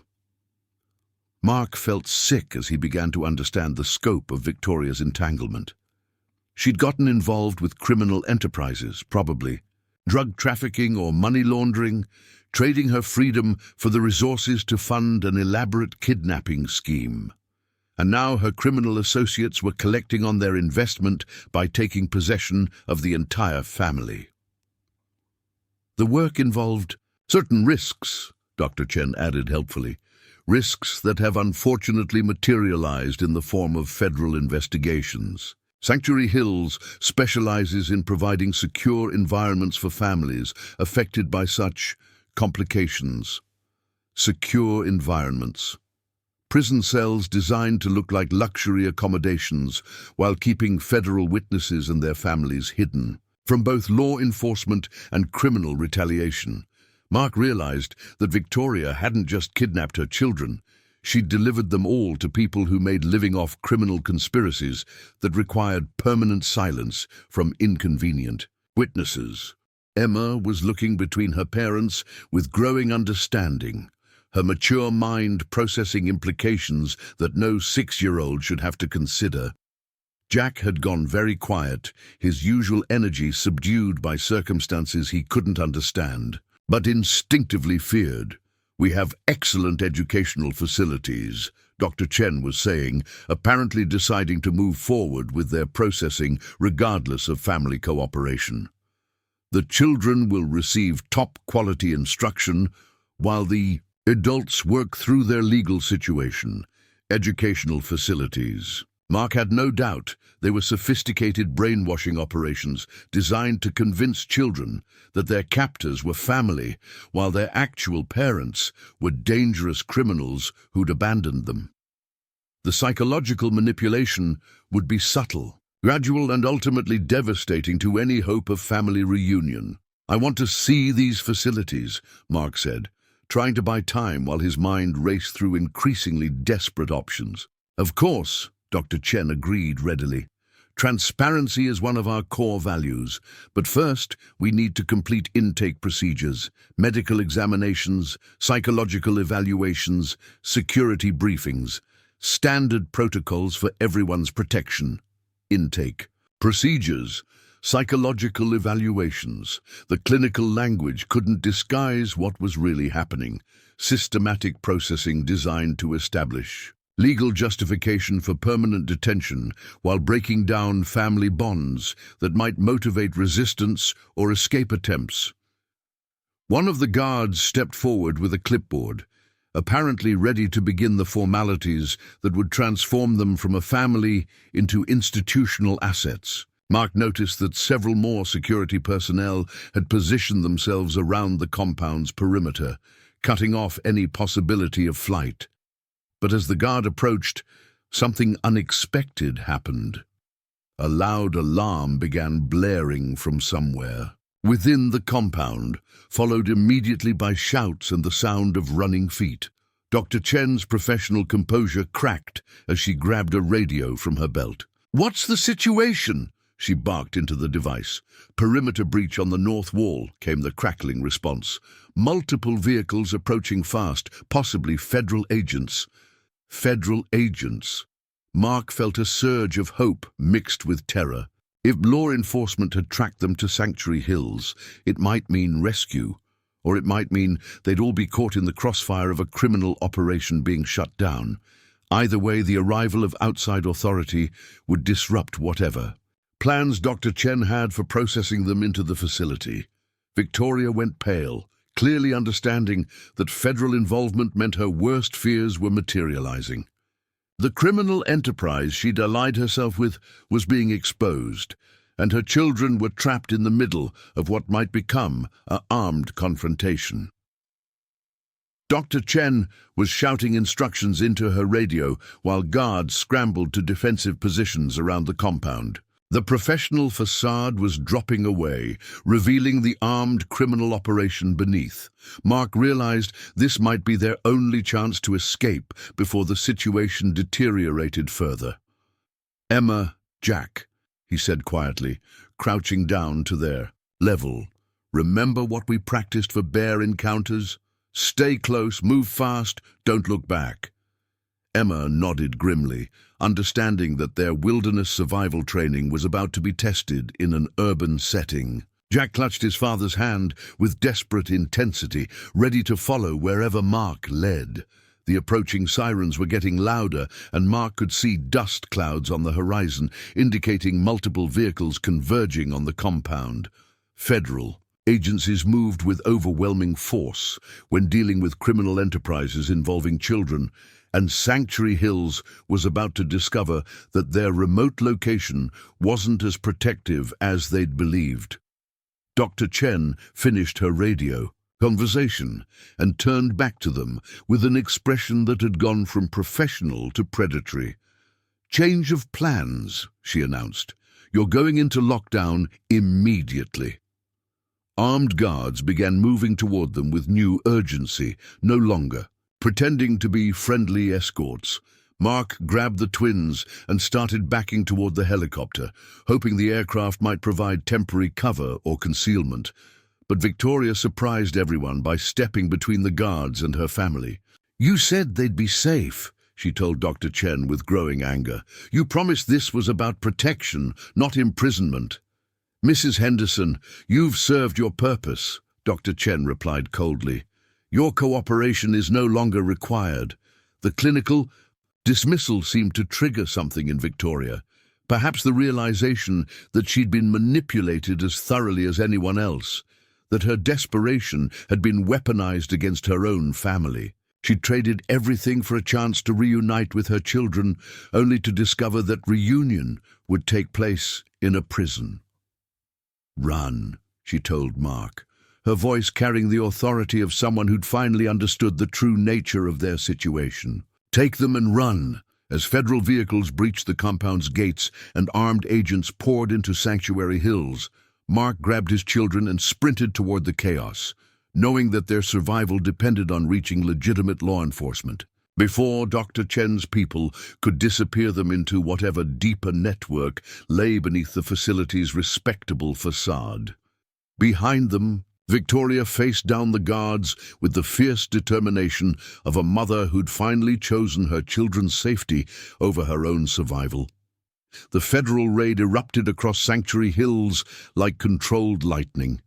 Black SUVs poured through the breached gates while helicopters descended from multiple directions, their tactical teams repelling with military precision. The professional calm that had defined Dr. Chen's operation disintegrated into chaos as her staff scattered like startled wildlife. Mark sprinted across the compound with Emma and Jack flanking him, their small legs pumping to match his desperate pace. The twins had adapted to crisis with the resilience of children who'd learned to trust their father's judgment completely, even when that judgment led them into apparent danger. Behind them, gunfire erupted as Sanctuary Hills security engaged. The federal agents, the clinical facility's mask had fallen away entirely, revealing armed resistance that confirmed Mark's worst suspicions about the operation's true nature. These weren't just child traffickers. They were part of something larger and more dangerous, something worth fighting federal agents to protect. "This way!" Mark shouted, pulling the twins toward a cluster of administrative buildings that might provide cover from the crossfire. The main compound was becoming a battlefield, with tactical teams methodically clearing structures, while Sanctuary Hills personnel tried to destroy evidence and establish defensive positions. Emma stumbled over loose gravel, and Mark scooped her, up without breaking stride. She wrapped her arms around his neck with desperate intensity, her small body trembling from adrenaline and exhaustion. Jack kept pace beside them, his face set with determination that reminded Mark of their wilderness adventures, when physical challenges had been games rather than life-or-death struggles. They reached the administrative building just as a federal agent rounded the corner, assault rifle raised and eyes scanning for threats. Mark raised his hands immediately, hoping his civilian clothes and the presence of children would identify him as a victim rather than a combatant. "Federal agents!" the man shouted. "Get down on the ground!" "We're hostages!" Mark called back, slowly lowering Emma to the ground while keeping his hands visible. "These are my children. We were kidnapped this morning." The agent's training kicked in. Rapid assessment, threat evaluation, protection of innocence. He gestured for them to move behind a concrete barrier while speaking rapidly into his radio headset. "I need family services at Building 7, he said. 3 civilians, 2 minors, claiming kidnapping. Request immediate priority extraction." Mark felt the first stirring of genuine hope since their ordeal began. Federal agents meant legitimate authority, proper procedures, legal protection. Whatever criminal network had trapped his family was being dismantled by people who actually had the power to ensure their safety. But even as he thought it, Mark realized their situation was more complicated than simple rescue. Victoria was somewhere, in the chaos, probably facing federal charges for her role in the criminal conspiracy. The twins would be traumatized witnesses in a complex investigation. Their old life in Montana was literally ashes, and their future was completely uncertain. "Daddy, where's Mommy?" Jack asked, scanning the compound with worried eyes. Mark followed his gaze and spotted Victoria near the main building, no longer facing down guards, but sitting on the ground with her hands zip-tied behind her back. Federal agents had processed her as a suspect rather than a victim, which meant her cooperation with Sanctuary Hills had branded her as a criminal in the eyes of law enforcement. Emma saw her too, and her expression showed the complex emotions of a 6-year-old trying to understand why her mother was being treated like a bad person. 3 years of questions about Victoria's disappearance had been answered in the worst possible way. She hadn't left because she didn't love them, but her love had driven her to choices that put them all in danger. "Is Mommy going to jail?" Emma asked with the directness that only children possessed. Mark didn't know how to answer. Victoria had committed serious crimes, but her motivations were rooted in genuine desperation to reunite with her children. The legal system would have to sort out questions of guilt and punishment, while the twins would have to somehow process the reality that both their parents had made choices that led to this devastating outcome. More federal agents were arriving at their position, including a woman in civilian clothes who introduced herself as Special Agent Sarah Martinez with the FBI's Child Abduction Rapid Deployment Team. Her manner was professional but compassionate, clearly experienced in dealing with traumatized families. "Mr. Henderson," she said, kneeling down to the twins' level, "I'm Agent Martinez, and I'm here to make sure you and your children are safe. Can you tell me what happened today?" Mark gave her a rapid summary: the fire, the fake firefighters, Victoria's helicopter rescue that turned into kidnapping, the revelation about Sanctuary Hills. Agent Martinez listened without interruption, taking notes while her eyes tracked the ongoing tactical operations around the compound. "We've been investigating this organization for 18 months, she explained when Mark finished. "Your wife's cooperation helped us identify several key locations, but we didn't know about today's operation until it was already in progress." Victoria's cooperation. That suggested she'd been working with federal agents, possibly as an informant, trying to reduce her legal exposure. The complexity of the situation was staggering: criminal conspiracy, federal investigation, family trauma, and children caught in the middle of forces they couldn't understand. "What happens to us now?" Mark asked. "First, medical evaluation for all of you," Agent Martinez said. "Then protective custody while we sort out the legal implications. This organization has tentacles reaching into multiple states and several federal agencies. Your family's safety is our primary concern until we can neutralize all potential threats. Protective custody." It sounded like another form of imprisonment, even if the motives were legitimate. Mark wondered if Emma and Jack would ever feel truly safe again, or if this experience would scar them permanently with distrust of adult authority and fear of separation. The gunfire was tapering off as federal agents gained control of the compound. Mark could see Sanctuary Hills personnel being processed. Some arrested, others questioned, a few led away in vehicles that suggested cooperation rather than detention. Dr. Chen was nowhere to be seen, probably having escaped during the initial chaos or already in federal custody, somewhere secure. "Mr. Henderson," Agent Martinez continued, "I need you to understand that your wife is facing serious federal charges: money laundering, conspiracy to commit kidnapping, obstruction of justice. The fact that she ultimately cooperated with our investigation will be considered, but there will be legal consequences."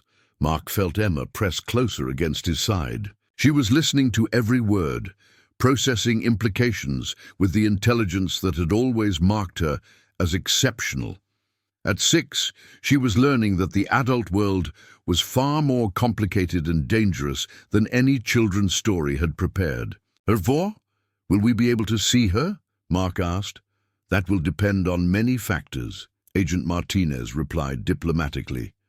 "The legal process, security concerns, What's best for the children's emotional well-being? These situations are always complex. A medical team arrived with equipment to conduct preliminary examinations of the twins. Emma submitted to the procedures with stoic acceptance, but Jack became agitated when a technician tried to examine his scraped knees from their forest escape. "I want my elephant," he said tearfully. "I want to go home." The simple request broke Mark's heart. Everything that had defined the twins' sense of security and normalcy was gone. Their home, their possessions, their routine, their understanding of their family structure. They were alive and physically safe, but emotionally, they'd been through a trauma that would require years to process fully.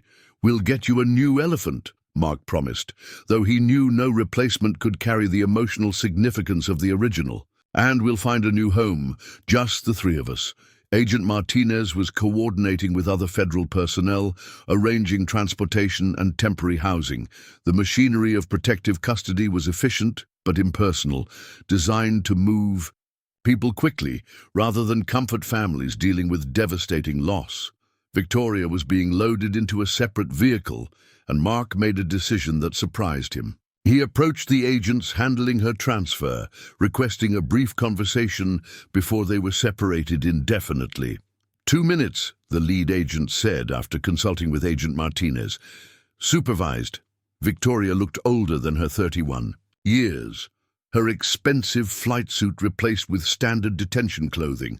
The confident authority she'd displayed at Sanctuary Hills was gone, replaced by exhaustion and regret that aged her dramatically. "I'm sorry," she said before Mark could speak.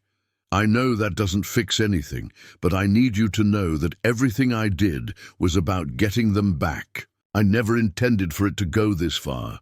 "What did you think would happen?" Mark asked, genuinely curious rather than accusatory. "Did you really believe you could kidnap us and we'd just become a happy family again?" Victoria's laugh was bitter. "I thought I could control it. I thought I was smart enough to use these people without being used by them. I was wrong about everything."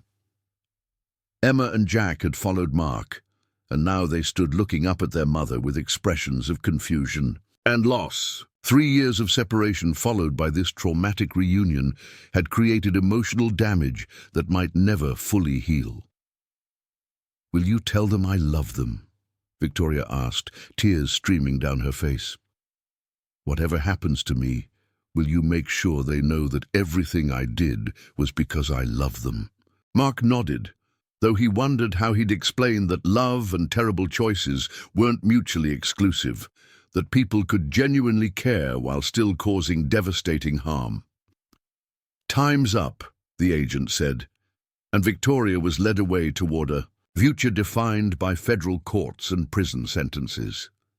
The twins watched their mother disappear into the back of an armored vehicle, their small faces reflecting emotions too complex for children to process alone.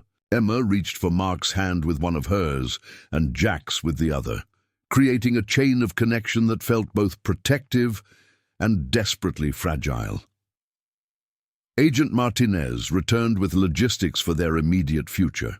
Temporary housing in a secure facility while the investigation continued, psychological counseling for the twins, legal proceedings that could take months or years to resolve.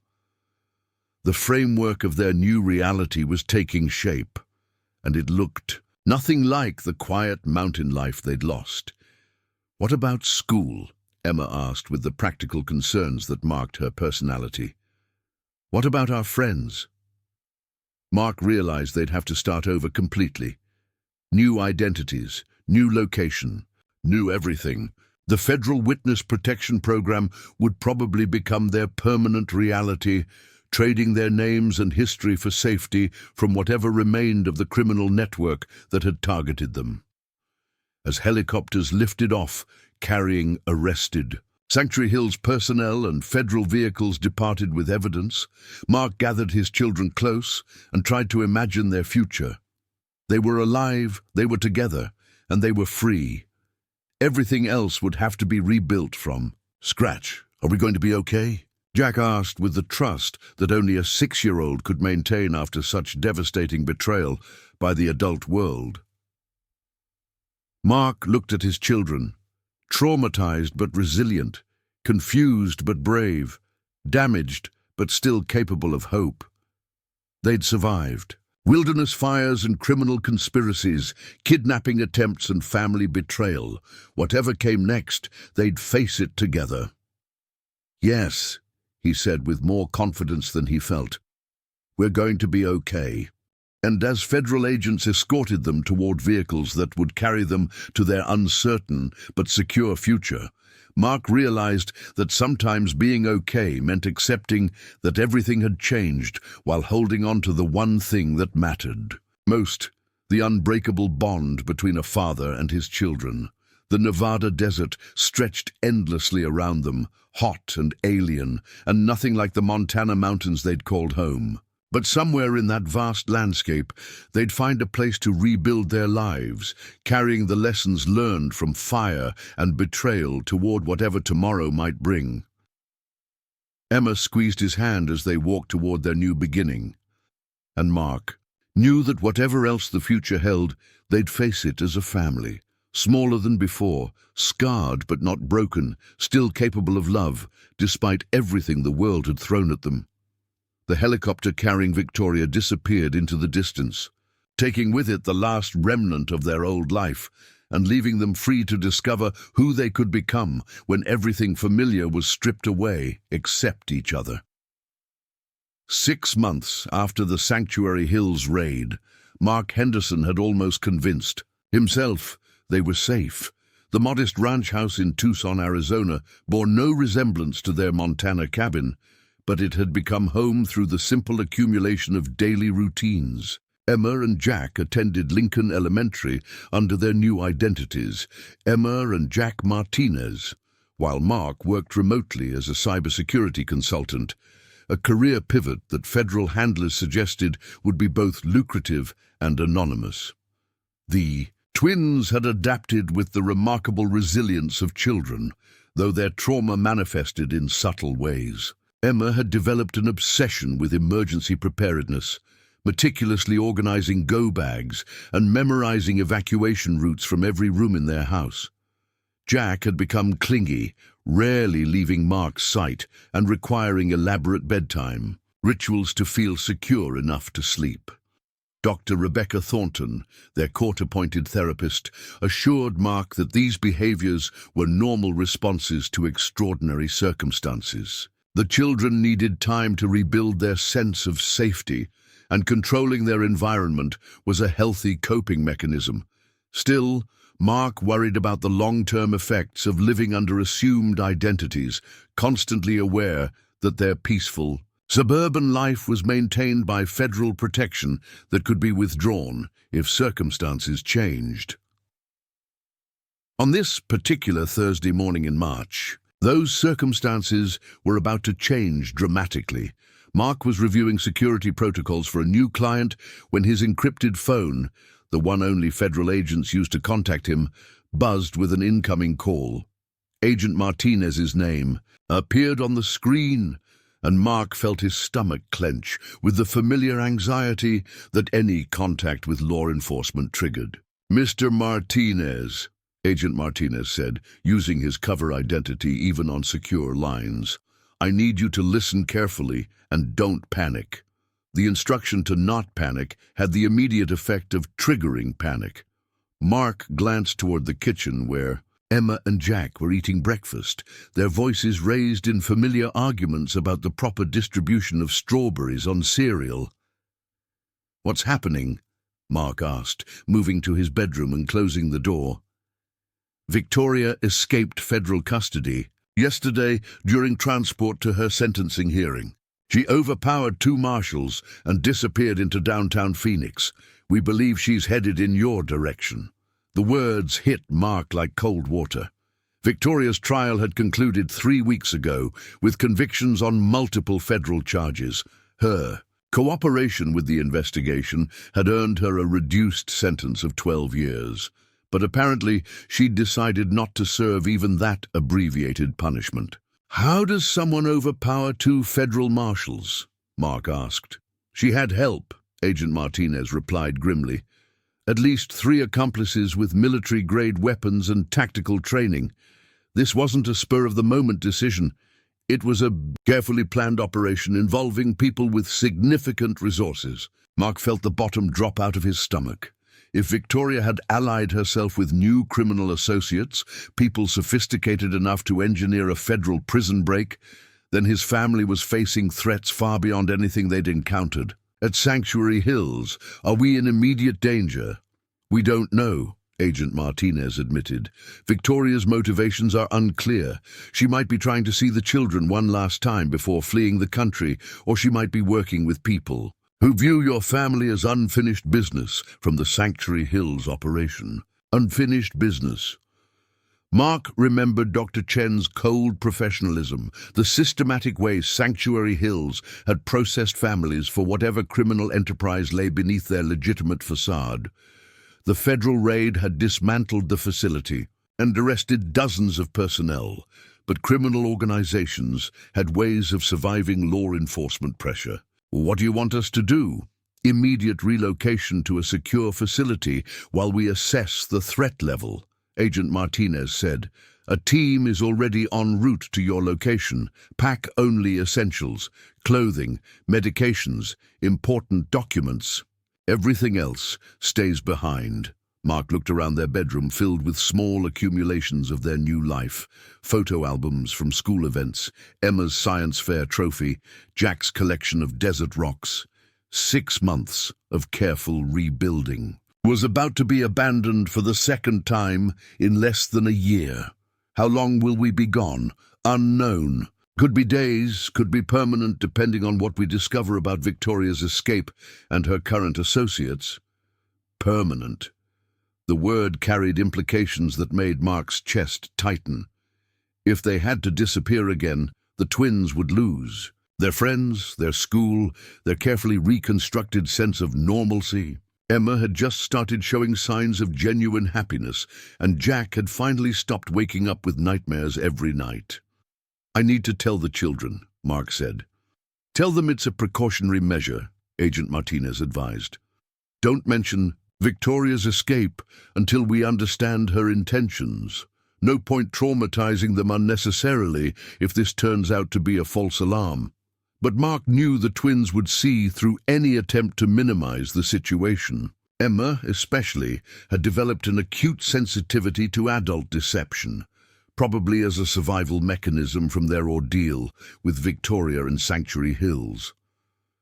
Mark ended the call and returned to the kitchen, where Emma and Jack were clearing their breakfast dishes with the methodical responsibility that had marked their behavior since entering witness protection. They'd learned to value stability and routine as precious commodities that could be taken away without warning. "Dad?" Emma looked up from loading the dishwasher. "You look worried." Her perceptiveness was both impressive and heartbreaking.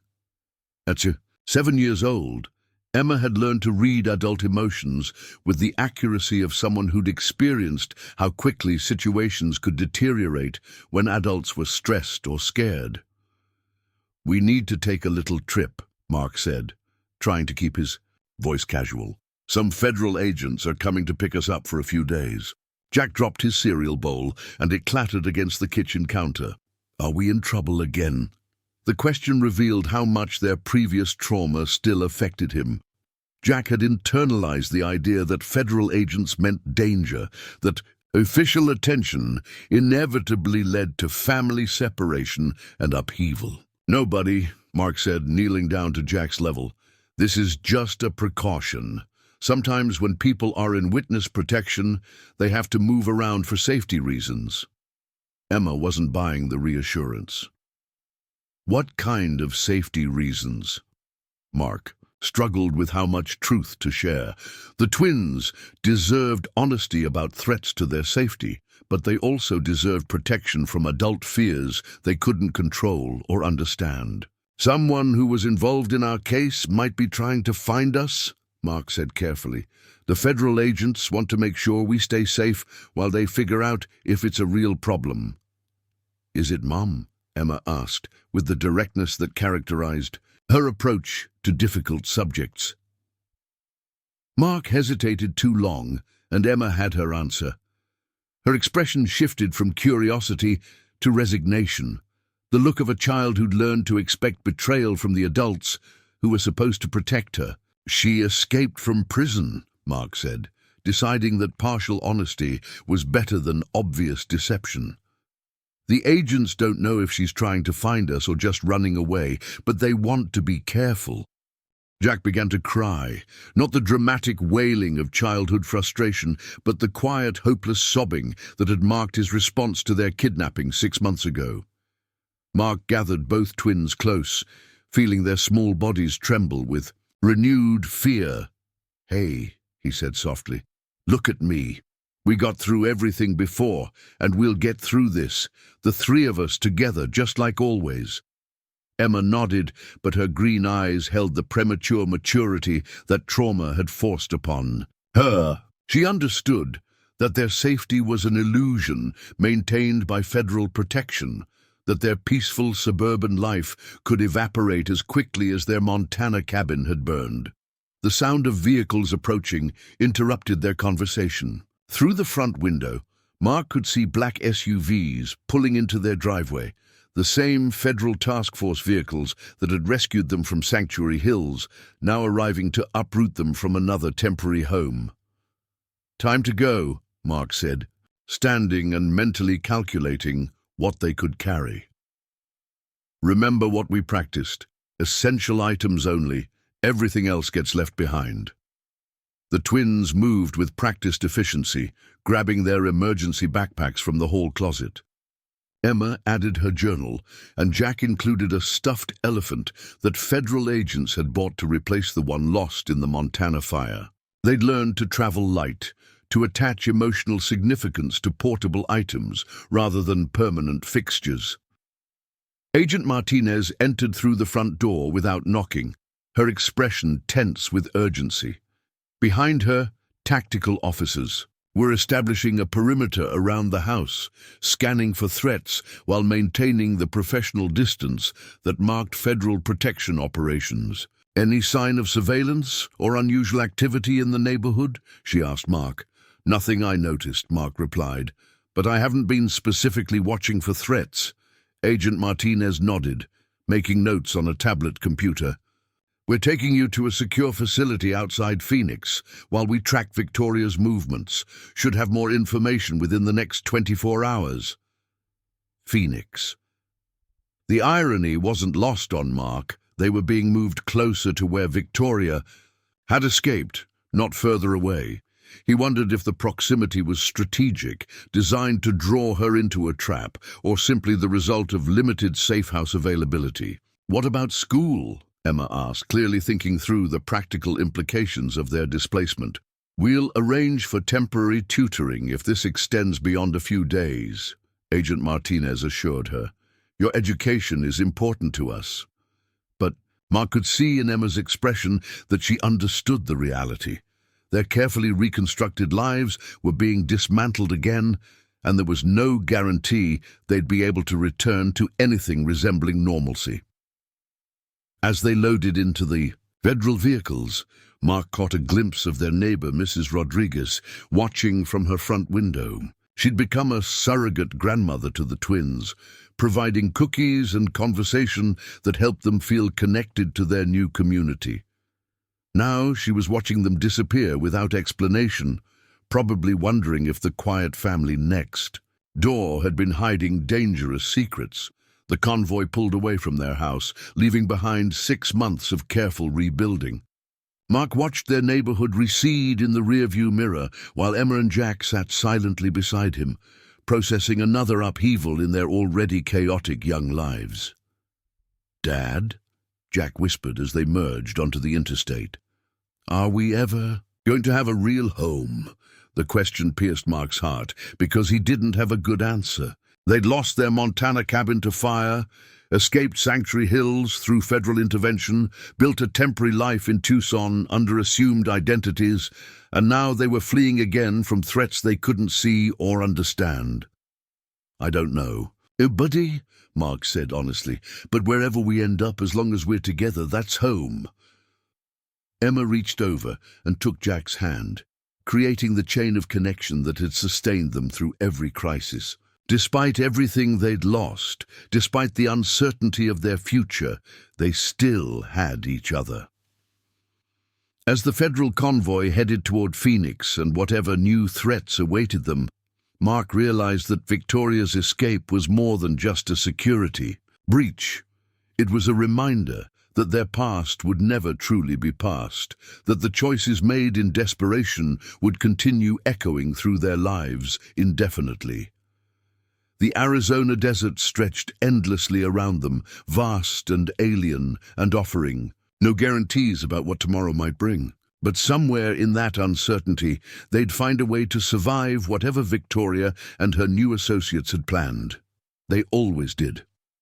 The secure facility outside Phoenix resembled a corporate retreat more than a safe house, with manicured grounds and architecture designed to project calm professionalism rather than fortress-like security. But Mark noticed the details that betrayed its true purpose: reinforced windows, discreet guard posts, communication equipment that suggested constant federal surveillance. After Sanctuary Hills, he'd learned to read the signs of controlled environments disguised as comfortable accommodations. Emma and Jack adapted to their new temporary quarters with the weary resignation of children who'd moved too many times in too short a period. Their assigned suite included separate bedrooms, a common area with educational materials, and windows that offered views of the Sonoran Desert stretching toward distant mountains. It was pleasant enough, but the locked doors and restricted access reminded everyone that this was protection through imprisonment. Dr. Thornton had been flown in from Tucson to maintain therapeutic continuity, and she established temporary sessions in a conference room converted for psychological counseling.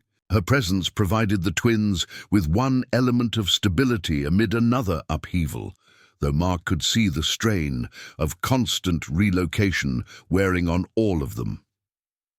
"The children are remarkably resilient," Dr. Thornton told Mark during a private consultation on their second day at the facility.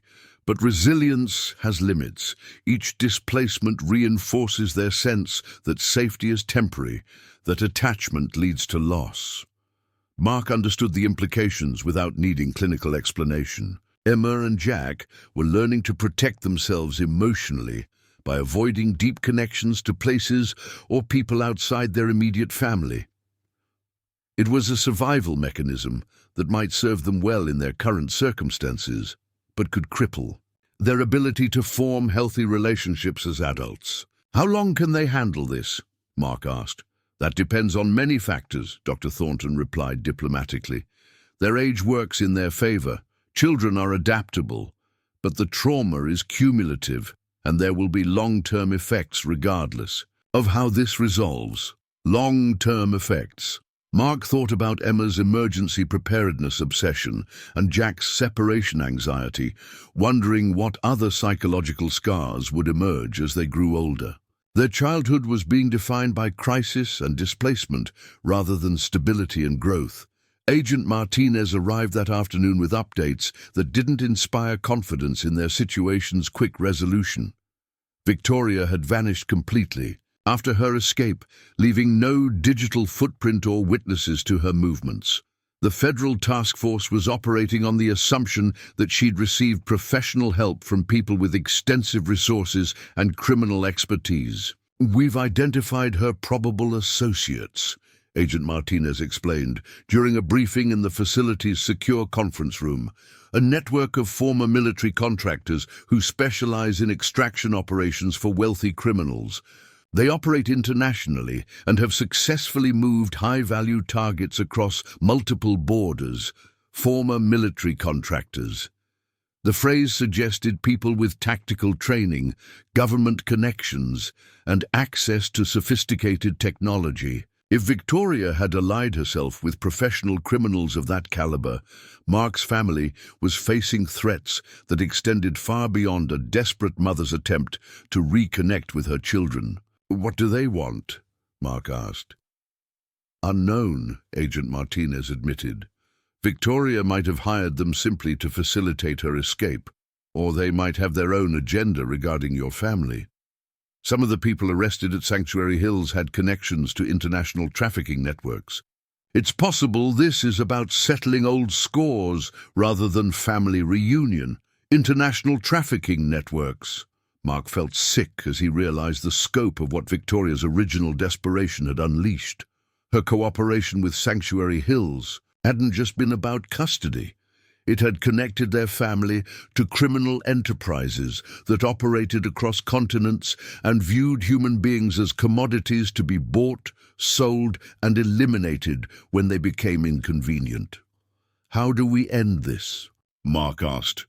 Agent Martinez's expression was grim. "We're working on locating Victoria and her associates, but these people are professionals. They know how to stay hidden, and they have resources we're still trying to identify. In the meantime, your family's safety requires maintaining security protocols indefinitely. Indefinitely."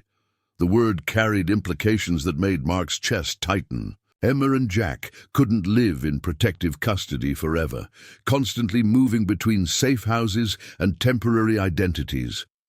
At some point, they needed stability, education, the chance to develop normal childhood relationships. But normal had become an increasingly distant concept. Their reality was defined by federal protection, assumed identities, and the constant awareness that dangerous people were actively hunting them for reasons that had nothing to do with any choices the twins had made. That evening, Mark found Emma sitting by the window in their common area, staring out at the desert landscape with an expression of contemplation that seemed far too mature for a 7-year-old. She'd been quieter than usual since their arrival at the facility, processing their situation with the internal focus that marked her approach to problems she couldn't solve through action. "What are you thinking about?" Mark asked, settling into the chair beside her. "Whether we're ever going to stop running," Emma said without taking her eyes off the desert. "Whether this is just going to be our life forever." The question revealed how much she understood about their circumstances, despite Mark's attempts to shield her from adult concerns. Emma had learned to think strategically about survival, to consider long-term implications rather than just immediate. "Comfort, I don't know," Mark said honestly. "I hope not. But whatever happens, we face it together." Emma nodded, but her expression remained troubled. "Jack's getting worse," she said quietly. "He had 3 nightmares last night, and he won't eat unless you're sitting right next to him." Mark had noticed Jack's regression too. The progress they'd made in Tucson was evaporating under the stress of another displacement, and his 7-year-old son was retreating into behaviors more appropriate for a much younger child. "Dr. Thornton says that's normal," Mark said, though he wasn't sure if he was trying to reassure Emma or himself. "Nothing about our life is normal," Emma replied with devastating accuracy. "Other kids don't have fake names or move to new houses because their mom escapes from prison." The clinical way she discussed their situation was both impressive and heartbreaking. Emma had learned to compartmentalize trauma as a survival mechanism, but Mark worried about the emotional cost of such premature maturity. Jack emerged from his bedroom carrying the replacement elephant, his hair disheveled from an unsuccessful attempt at an afternoon nap. Sleep had become difficult for him in unfamiliar environments, and the secure facility's artificial lighting and climate control made it hard to establish natural rhythms. "Dad, can we go outside?" Jack asked, pressing against Mark's leg with the desperate need for physical comfort that characterized his response to stress. "Not today, buddy," Mark said, wrapping his arm around Jack's small shoulders. "But maybe tomorrow Agent Martinez will arrange for some outdoor time." The promise felt hollow, even as Mark made it. Outdoor time at a secure facility meant supervised recreation in controlled environments, nothing like the wilderness freedom they'd enjoyed in Montana. Every aspect of their lives was now mediated by federal security protocols. Dr. Thornton appeared in the doorway, tablet in hand, and expression suggesting she had news that wouldn't improve their evening. "Mr. Martinez, could I speak with you?" "Privately?" Mark glanced at the twins, who immediately tensed at the suggestion of adult conversation they weren't allowed to hear. They'd learned that private discussions usually preceded upheavals in their living situation. "It's okay," Mark told them. "Stay here and keep each other company. I'll be right back." But Emma's expression suggested she wasn't convinced by his reassurance. She'd learned to distrust adult promises about quick returns and temporary separations. Dr. Thornton led Mark to a smaller conference room where Agent Martinez was waiting with files spread across the table. The documentation looked extensive, suggesting they'd discovered significant new information about Victoria's escape and current activities. "We've intercepted communications that suggest Victoria and her associates are planning something for this location," Agent Martinez said without preamble. "The intercepts are fragmentary, but they reference Phoenix facility and family extraction, with timing indicators that suggest imminent action." Mark felt his stomach drop. "They know where we are?" "Possibly," Agent Martinez replied. "These people have sophisticated intelligence capabilities, and government safe houses aren't as secure as we'd prefer. We're implementing immediate relocation protocols." Another relocation. Mark thought about Emma's question regarding whether they'd ever stop running, and the answer seemed increasingly obvious. As long as Victoria remained allied with professional criminals, his family would be perpetually displaced, constantly moving between temporary refuges while their lives were defined by other people's criminal choices. "Where this time?" Mark asked. "We have several options," Agent Martinez said, consulting her files. "Federal facility in Colorado, private security contractor in Montana, or international relocation under new identities." International relocation. The phrase suggested permanent exile from everything American, from any possibility of the twins reconnecting with their cultural roots or childhood memories. It meant acknowledging that Victoria's choices had damaged their family beyond any hope of domestic resolution. "How soon do we need to decide?" "Within the next 6 hours," Agent Martinez replied. "The transportation window is narrow, and our intelligence suggests Victoria's associates are moving faster than we anticipated." 6 hours to choose their family's future from a list of equally unappealing options. Mark realized that Victoria's escape hadn't just threatened their immediate safety. It had forced them into permanent exile from any possibility of normal life. Dr. Thornton was reviewing psychological evaluations, probably assessing the twins' capacity to handle another major displacement. "The children are reaching their emotional limits," she said quietly. "Another relocation will cause significant psychological damage, but staying here, if the facility is compromised, could be physically dangerous." Physical safety versus psychological well-being, the impossible choice that had defined their lives. Since Victoria's initial abandonment, Mark wondered if there was any decision he could make that wouldn't cause lasting harm to Emma and Jack. "I need to talk to the kids," Mark said. "They deserve input on decisions that affect their lives." Agent Martinez looked skeptical. "Mr. Martinez, these are complex security considerations that children can't fully understand." "They understand enough," Mark replied firmly. "They understand that their lives are being determined by other people's choices, and they've earned the right to participate in decisions about their own future." He returned to the common area where Emma and Jack were sitting together on the couch, the replacement elephant between them like a talisman against uncertainty. They looked up as he entered, their expressions hopeful but guarded. "We need to talk about what happens next," Mark said, settling into the chair across from them. "The federal agents think it might not be safe here anymore."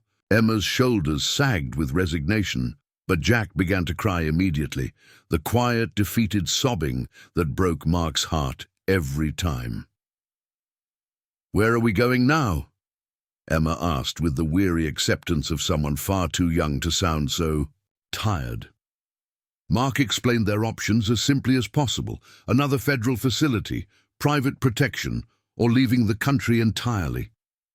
Emma listened with the focused attention she gave to important problems, while Jack pressed against her side, seeking comfort from the only constant in his chaotic world.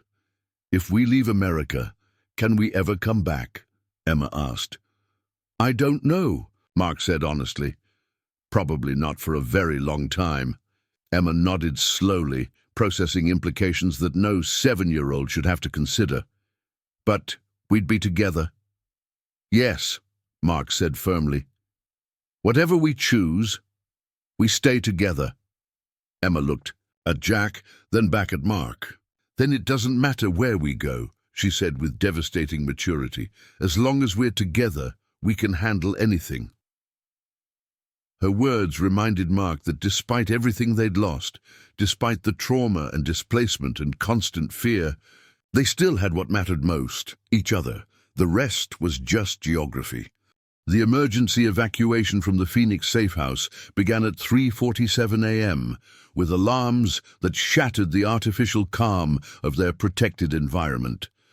Mark jolted awake to red emergency lighting and the sound of tactical teams moving through corridors. With military precision, Emma and Jack appeared in his doorway within seconds, their emergency backpacks already secured and expressions alert despite being pulled from deep sleep. "Perimeter breach!" Agent Martinez's voice crackled through the facility's intercom system. "All residents designated safe rooms immediately." They'd drilled this scenario twice since arriving, but the reality felt completely different from practice. Mark could hear the distant sound of vehicles approaching at high speed, accompanied by what sounded like helicopter rotors cutting through the desert night. Victoria's professional associates had found them with terrifying efficiency. The twins moved with practiced coordination, Emma taking Jack's hand while Mark grabbed their emergency supplies. 6 months of constant displacement had taught them to function as a unit during a crisis, each family member knowing their role without needing verbal direction. The corridor outside their suite was filled with federal agents in tactical gear, their movements suggesting this wasn't a drill or false alarm. Through reinforced windows, Mark could see muzzle flashes in the distance, actual gunfire as the facility's perimeter defenses engaged with whoever was attempting to breach their sanctuary.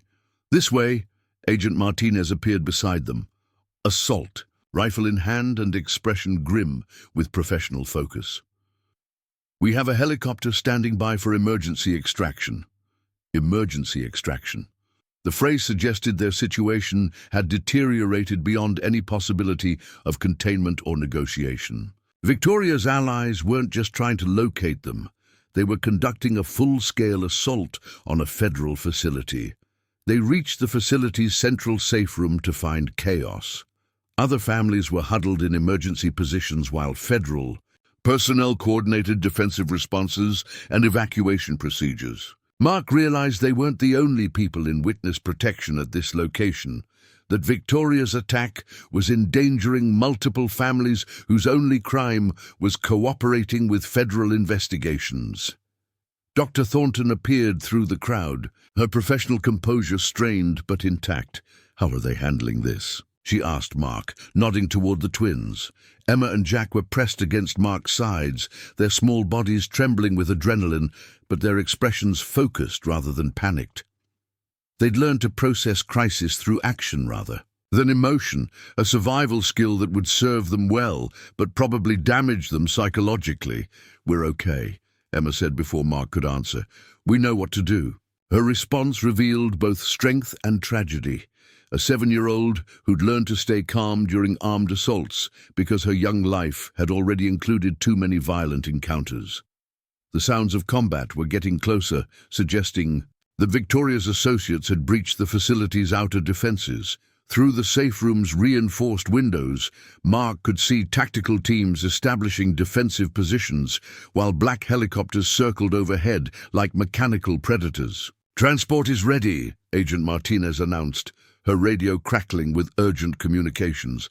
"We need to move now, while we still have air superiority." Air superiority.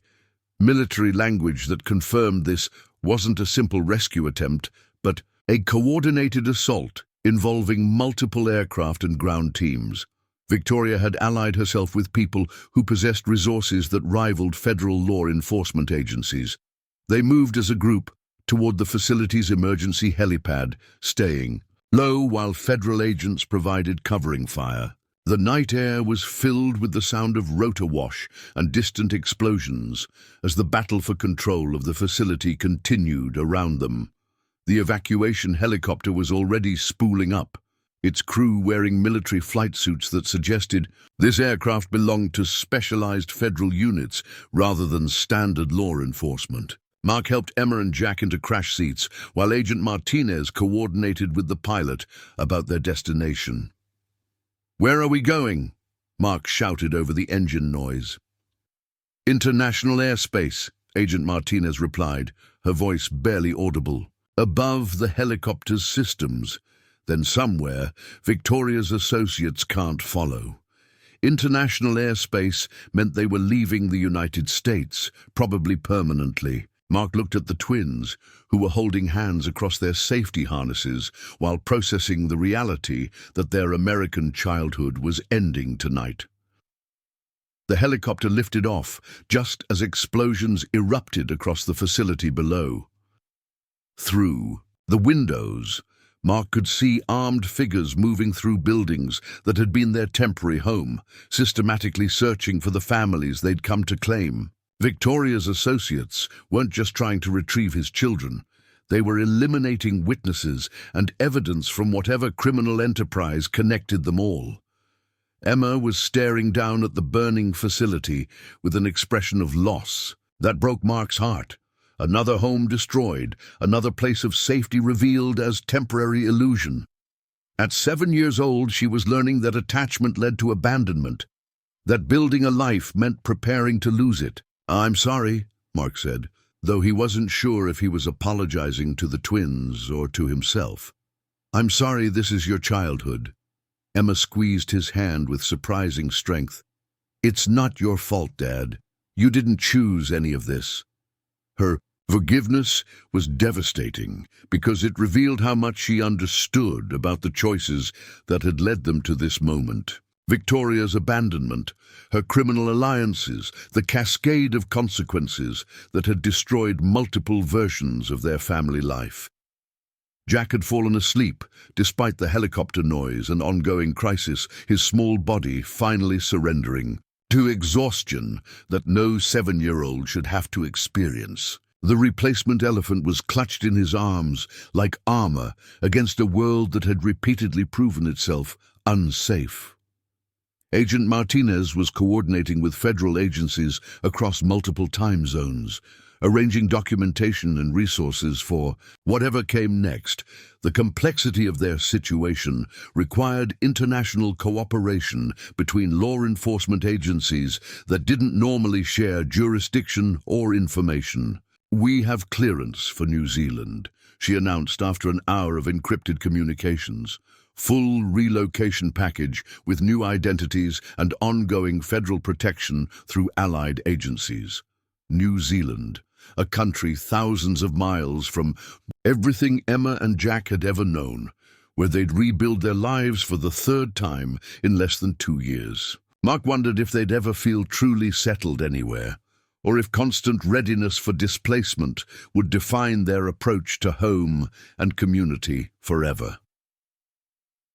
The flight took 14 hours, with refueling stops that Mark wasn't allowed to know the locations of.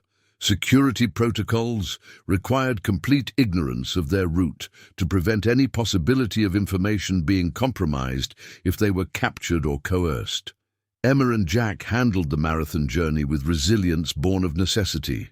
They slept when possible, played quiet games during waking hours, and asked practical questions about their destination rather than emotional ones about what they were leaving behind. "Will we have different names again?" Emma asked as they approached. "New Zealand airspace." "Yes," Agent Martinez confirmed. "Complete identity packages with documentation going back several generations. You'll be the Mitchell family from Brisbane, Australia, relocating to Auckland for business reasons." The Mitchell family. Mark wondered how many identities they'd accumulate before this nightmare ended, how many versions of themselves they'd create and abandon as circumstances required. Auckland appeared below them as dawn broke over the south. Pacific, a modern city surrounded by water and mountains that looked nothing like the American landscapes they'd called home. It was beautiful in its foreignness, offering the promise of anonymity and safety at the cost of everything familiar. The New Zealand authorities who met them at a private airfield were professional but kind, clearly experienced in handling relocating. Families who arrived under federal protection. They provided temporary housing, educational arrangements for the twins, and the beginning framework of their new lives as Australian expatriates. Dr. Sarah Williams, their assigned psychologist, was a soft-spoken woman who specialized in trauma recovery for children who'd experienced extreme displacement. Her initial assessment confirmed what Mark already knew.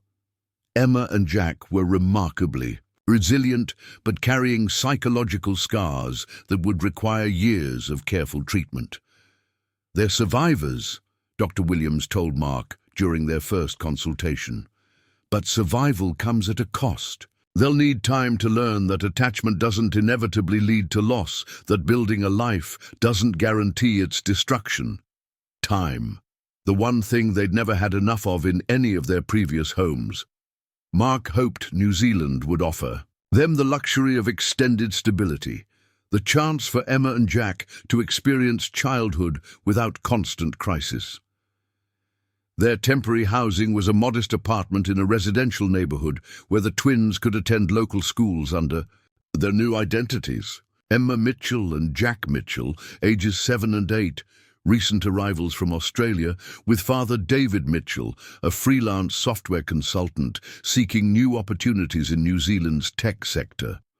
The lies came easily now, practiced through multiple identity changes and supported by documentation, sophisticated enough to pass any reasonable scrutiny. Mark wondered if the twins would remember their original names when they became adults, or if Mark Henderson and his children would fade into forgotten history.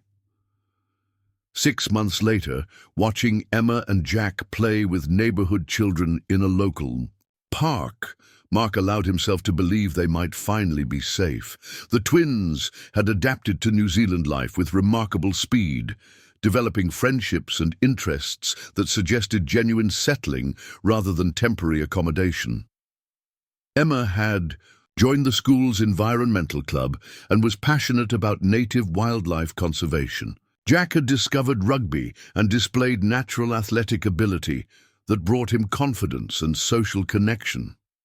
They were becoming New Zealand children while retaining the core family bonds that had sustained them through every crisis.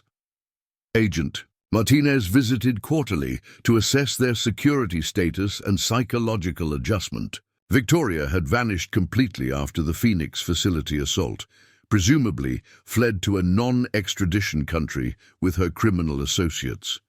The international manhunt continued, but practical expectations of capture were declining as months passed without credible sightings. "How are you really doing?" Dr. Williams asked Mark during one of their regular sessions. "Better," Mark said honestly. "The kids are thriving here. They've stopped looking over their shoulders constantly, stopped packing emergency bags every night." "And you?" Mark considered the question carefully. "I'm learning to trust that this might be permanent, that we might actually get to stay somewhere long enough to call it home." Home. The word had evolved in meaning through their journey from Montana cabin to Tucson suburb, to Phoenix safe house, to Auckland neighborhood.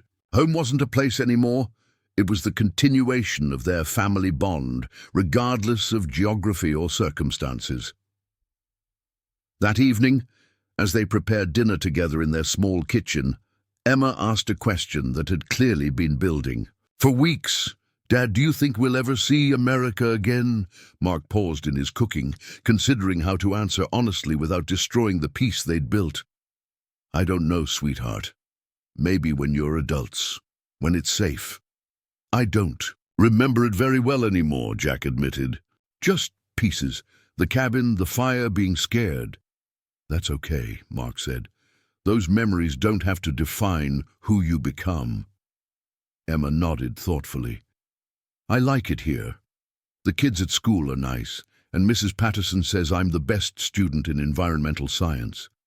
And I scored 2 tries at rugby practice, Jack added proudly. Mark looked at his children, no longer the traumatized refugees who'd fled burning forests and criminal conspiracies, but resilient young people building new lives with courage and optimism that inspired him daily. They'd lost everything material multiple times, but they'd gained something more valuable, the knowledge that they could survive anything as long as they faced it together. You know what? Mark said, pulling them both close for one of their family hugs that had sustained them through every crisis. I think we're going to be just fine.